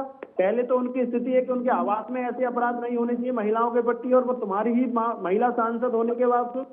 तो आम आदमी पार्टी के लिए कहीं ना कहीं बड़ी खाई के लिए जो बिल्कुल खाई जो खोदने का काम करा है, वो अकेली स्वाति मालीवाल जी ने बहुत अच्छा काम किया। उन्होंने के साथ जो घटना घटी उससे पूरा देश, पूरी दिल्ली शर्मिंदा थी। एक महिला को, एक नैतिक में कमजोर बसाए महिला, मतलब आपके यहाँ आई है और आप उसके साथ ऐसा व्यवहार कर रहे हैं, और जो जग जाहिर है सारी चीजें, और तुम कहते हो कि महिलाओं को योजनाएं देंगे। तुम क्या महिलाओं को योजनाएं दोगे जब आप अपनी महिला सांसद के लिए सुरक्षा नहीं दे पा रहे? तो क्या महिलाओं के लिए आप कुछ सम्मान निधि जैसा कुछ कर पाओगे? मुझे तो लगता नहीं बिल्कुल भी। अब यही स्थिति टिकट बंटवारे में भी सबके सामने जग जाहिर है। क्या महिला कार्यकर्ता को आप पार्टी के बड़े पदाधिकारी जो भी आप डिसीजन लेते होंगे, क्या दिल्ली में महिला कार्यकर्ताओं के लिए सिर्फ इसलिए ही आप मनोस्थिति बना रखी है कि इनसे फिर पार्टी के लिए वर्क काम कराना है और बात बस समाप्त हो जाएगी? बाकी हम बात करेंगे महिला सशक्तिकरण की। महिला सशक्तिकरण कहाँ होगा, जबकि बीजेपी तो आरक्षण की भी बात करती है। बीजेपी की अगर लिस्ट उठा के देखी जाए तो उसमें भी सारी चीजें खामियां हम सबको नजर आएंगी। और रहा ये दिल्ली के लिए अन्य अन्य योजनाएं जो सब चल रही है, इन योजनाओं में इस बार ना महिला आने वाली ना पुरुष आने वाले, और विशेष करके इस बार जो नया वोटर जो लगभग 2 लाख के समथिंग जो वोटर है नया युवा, इस बार वो बिल्कुल मूड में है, पढ़ा लिखा युवा है, यंग एज है, बिल्कुल वो समझा हुआ है कि मुझे कहाँ वोट कहाँ कैसे करना है, जिसमें कि ये आम आदमी पार्टी को भी समझ लेना चाहिए था और बीजेपी को भी समझ लेना चाहिए था। कांग्रेस को तो खैर समझने की बहुत ज्यादा आवश्यकता है। बिल्कुल, बिल्कुल, कि 15 से 20 सीटें ऐसी हैं जो कि बीजेपी 2000 से मैक्सिमम 4000 के आंकड़े के बीच में हारी हुई है। बिल्कुल बिल्कुल, अगर इस चुनाव का अगर एनालिसिस बहुत ग्राउंड पे जाके किया है तो बिल्कुल। उसमें क्या है, इस बार बीजेपी को अगर कोई संजीवनी देने का काम करेगा तो हरियाणा और महाराष्ट्र वाला पैटर्न, जो संघ आरएसएस के साथ तालमेल बिठाकर जो इन्होंने तो आरएसएस के स्वयंसेवकों के साथ जो इन्होंने काम किया, वो चीजें कहीं ना कहीं इनको पॉजिटिव आलोक जी दिखेंगी इस बिल्कुल, चुनाव बिल्कुल, में। बिल्कुल। और इसके अलावा ठीक है बीजेपी विकास को भाई। ये भी सोचना चाहिए, अगर कैसे भी किसी भी कंडीशन में अगर ये मान लो सरकार में आते हैं तो जनता के मुद्दे ही प्रायोरिटी पर रखें, ना कि बिल्कुल, इधर उधर बिल्कुल, चीजें, क्योंकि इतने बिल्कुल। लंबे ठीक है विकास भाई, आपके पास आऊंगा। अजय जी एक बहुत महत्वपूर्ण मुद्दा, चूंकि वक्त कम है इसलिए आपसे ये सवाल कर लेता हूं मैं, फिर उसके बाद बाकी लोगों के पास भी चलेंगे। पहली बार हमने देखा देश में मिडिल क्लास की पॉलिटिकल पार्टियों को याद आई। शुरुआत ये जरूर है कि केजरीवाल जी की तरफ से हुई, लेकिन पहली बार इतना बड़ा पैकेज बीजेपी ने दे दिया कि केजरीवाल की जो तमाम घोषणाएं मिडिल क्लास की थी उस पर वो पैकेज भारी पड़ गया। तो मिडिल क्लास चूंकि दिल्ली के चुनाव को काफी प्रभावित करता है, अब मिडिल क्लास की क्या भूमिका इस, चूंकि आज मतदान का दिन है, परीक्षा का दिन है, क्या रहने वाली है? आपसे मैं चाहूंगा संक्षिप्त में। देखिए, मैं सुबह से लगा था, पूरे दिल्ली पे गया, कई विधानसभाओं में। सबसे बड़ी बात जो बीजेपी ने 12 लाख की उनकी छूट दी इनकम टैक्स वाली, उससे क्या हुआ है, मिडिल क्लास को काफ़ी कुछ राहत मिली। मिडिल क्लास का ही मतदाता भाजपा के साथ था, हकीकत में झुग्गी झोपड़ी और दलित समाज का इतना नहीं था। मिडिल क्लास का मतदाता की वजह से ही बीजेपी पे उत्साह दिखा, और 7-8 रोज में जो बीजेपी ने अपना जो मजबूत वो किया, आधार बनाया, वो मिडिल क्लास, आज मिडिल क्लास भाजपा के कैंपों पे दिखा। एक और नई चेंजिंग देखी गई कि झुग्गी झोपड़ियों में जहां आपका कब्जा था, इस बार भाजपा का रहा, मगर ऐसा नहीं कि पूरा लगभग 25-30% झुग्गी झोपड़ियों में भाजपा कब्जा, बहुत बड़ी बात है। दूसरा, दलित महासंघ कर्मचारी बिन के एक बात और हुई है, हरियाणा में सार्वजनिक अवकाश आज घोषित कर दिया गया। दिल्ली के तमाम लोग ऐसे हैं जो नोएडा दिल्ली में रह रहे हैं, दिल्ली फरीदाबाद जाते हैं, वहाँ अवकाश घोषित हुआ। कंपनियों के सीईओ वगैरह ने, उन सब ने डायरेक्ट अपील की अपने कर्मचारियों से। यही नहीं, बिल्कुल, बहुत महत्वपूर्ण बात है। ठीक है अजय जी आपके पास आऊंगा। प्रदीप गुप्ता जी, मिडिल क्लास की आवाज आपने उठाई, इसमें कोई शक नहीं है, लेकिन आपको लगता नहीं कि आपका यह मुद्दा बीजेपी ने हाईजैक कर लिया और इसका श्रेय बीजेपी ने ले लिया? ऐसा कुछ नहीं है। केजरीवाल की जितने भी क्लास है, फोर क्लास है, मीडियम क्लास है, अपर मीडियम क्लास है, इन सब के बारे में केजरीवाल जी ने सोचा है। इन सब के बारे में केजरीवाल जी ने सोचा तो वो सब भी केजरीवाल जी को वोट करेंगे। बहुत पैसे वाले लोग, इसमें कोई दोराय नहीं, बहुत ज्यादा पैसे वाले जो लोग हैं वो भाजपा के लोग हैं। ये पैसे वाली पार्टी है, सरमाएदारी पार्टी है, ये पैसे का इलेक्शन लड़ते हैं। जो केजरीवाल जी ने तो middle class, upper middle class, lower class और डाउन ट्रोडन के लिए जो काम किया है, जो उनके बारे में वो 24 घंटे सोचते हैं और उन्हीं के लिए काम करते हैं, वो लोग भी इस बार केजरीवाल जी को वोट करते हैं। और मैं आपको एक बार फिर बधाई दूंगा, केजरीवाल जी की हैट्रिक लग रही है। अब पार्टी आपको हम दें की बात। जी बिल्कुल। अविरल भाई, ये मिडिल क्लास को जो इस बजट में इतनी बड़ी उनके लिए राहत दी गई है, इसका इम्पैक्ट आपकी नजर में दिल्ली चुनाव में किस तरीके से कितना पड़ेगा?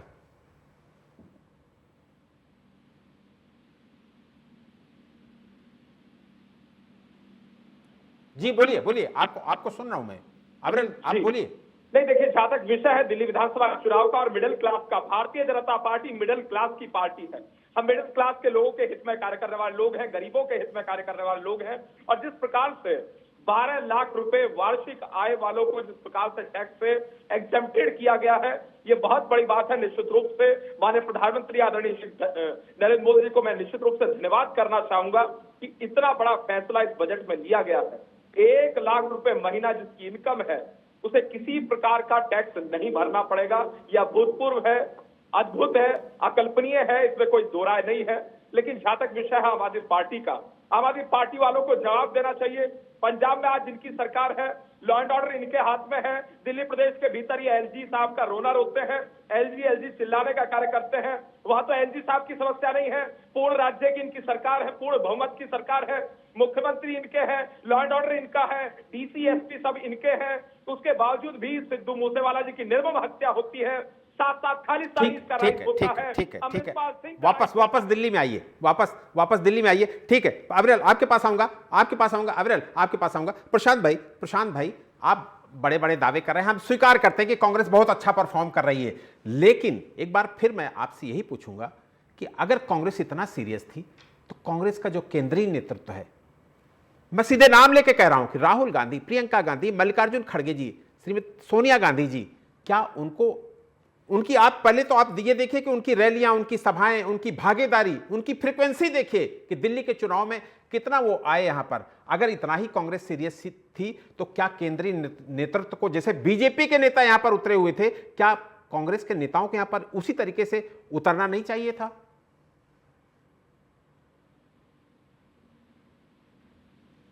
मुझे लगता है कि प्रशांत जी से हमारी बातचीत नहीं हो पा रही है। एक बार अजय जी से चलूंगा, अजय जी के पास। अजय जी, अन्ना आंदोलन आपने भी देखा है, मैंने भी बहुत करीब से देखा, मैंने तो बहुत कवर भी किया उसको, बहुत लगातार कवर किया अन्ना आंदोलन को। अन्ना आंदोलन से निकली ये पार्टी आम आदमी पार्टी। मैं सीधा आपसे यही पूछना चाहूंगा कि ये पार्टी अपने मुख्य उद्देश्य से भटक गई है, दिखाई देती, या फिर उसी रास्ते पर चल रही है? क्योंकि दोनों चीजें हैं। अगर आपको ये लगता है कि उसी रास्ते पर चल रही है तो मुझे लगता है कि दिल्ली की जनता उनके पक्ष में मतदान कर रही होगी, और अगर भटक गई है तो निश्चित रूप से आज जब 8 तारीख को परिणाम आएंगे तो बदले परिणाम आएंगे। आपसे चाहूंगा इस पे, क्योंकि आपने भी अन्ना आंदोलन को बहुत करीब से देखा है। अन्ना आंदोलन के आपको बतलाना है, अन्ना आंदोलन का जो मंच बना था, उस पे जो पावे थे, वो कोई भी पावा आज इनके साथ नहीं है। उनके जो सिद्धांत थे उसको कतई नहीं इन्होंने फॉलो किया। लोकपाल बिल अपने यहाँ ही नहीं फॉलो किया। ये खुद जो कहते थे उस सब कुछ इनका गलत निकला। दूसरी बात, ये खुद इन्वॉल्व हो गए शराब की दलाली में। बाकायदे अन्ना ने कहा था, देखो बेटा समझ जाओ, ये सब ठीक नहीं, समझाया था। तो अन्ना आंदोलन से, वो अन्ना आंदोलन जो था उससे भी बिल्कुल उल्टे गए। उस सिद्धांतों की जगह केजरीवाल अपनी सिद्धांतों पर आ गए। आज यही वजह है, मैं आपको बता रहा हूँ, केजरीवाल का आप देखिएगा 13 तारीख तक इस पार्टी का पतन की स्थिति हो जाएगी, पतन की। और ये भी आप नोट कर लीजिए कि पंजाब में भी जल्द परिवर्तन होगा, पंजाब में भी जल्द परिवर्तन होगा। जी बिल्कुल, बिल्कुल। अभी हम लोग दिल्ली में रहते हैं, वक्त हमें इतने की इजाजत देता है। अजय जी आपका बहुत बहुत शुक्रिया करूंगा, सुनील विकास जोगी जी आपका भी बहुत बहुत शुक्रिया करूंगा, प्रदीप जी, प्रशांत जी और अविरल मलिक जी आपका भी बहुत बहुत शुक्रिया करूंगा। दिल्ली विधानसभा चुनाव के लिए मतदान जारी है। शाम 6 बजे तक दिल्ली की जनता का जनादेश ईवीएम में कैद हो जाएगा। 8 तारीख को परिणाम आएंगे और तभी पता चल सकेगा कि जनता ने किसे दिल्ली की गद्दी पर बैठने का निर्देश दिया है। जनता का यह निर्देश यह भी बताएगा कि वो चुनाव प्रचार अभियान में कितनी कंफ्यूज हुई थी या कितना उसका फंडा क्लियर था, क्योंकि ये चुनाव किसी एक मुद्दे पर नहीं लड़ा जा रहा है। ढेर सारे मुद्दे हैं, ढेर सारे वादे हैं जिन पर जनता वोट डाल रही है। दिल्ली का रण में फिलहाल इतना ही। देश और दुनिया की तमाम बड़ी खबरों के लिए आप देखते रहिए TV 27 न्यूज। नमस्कार।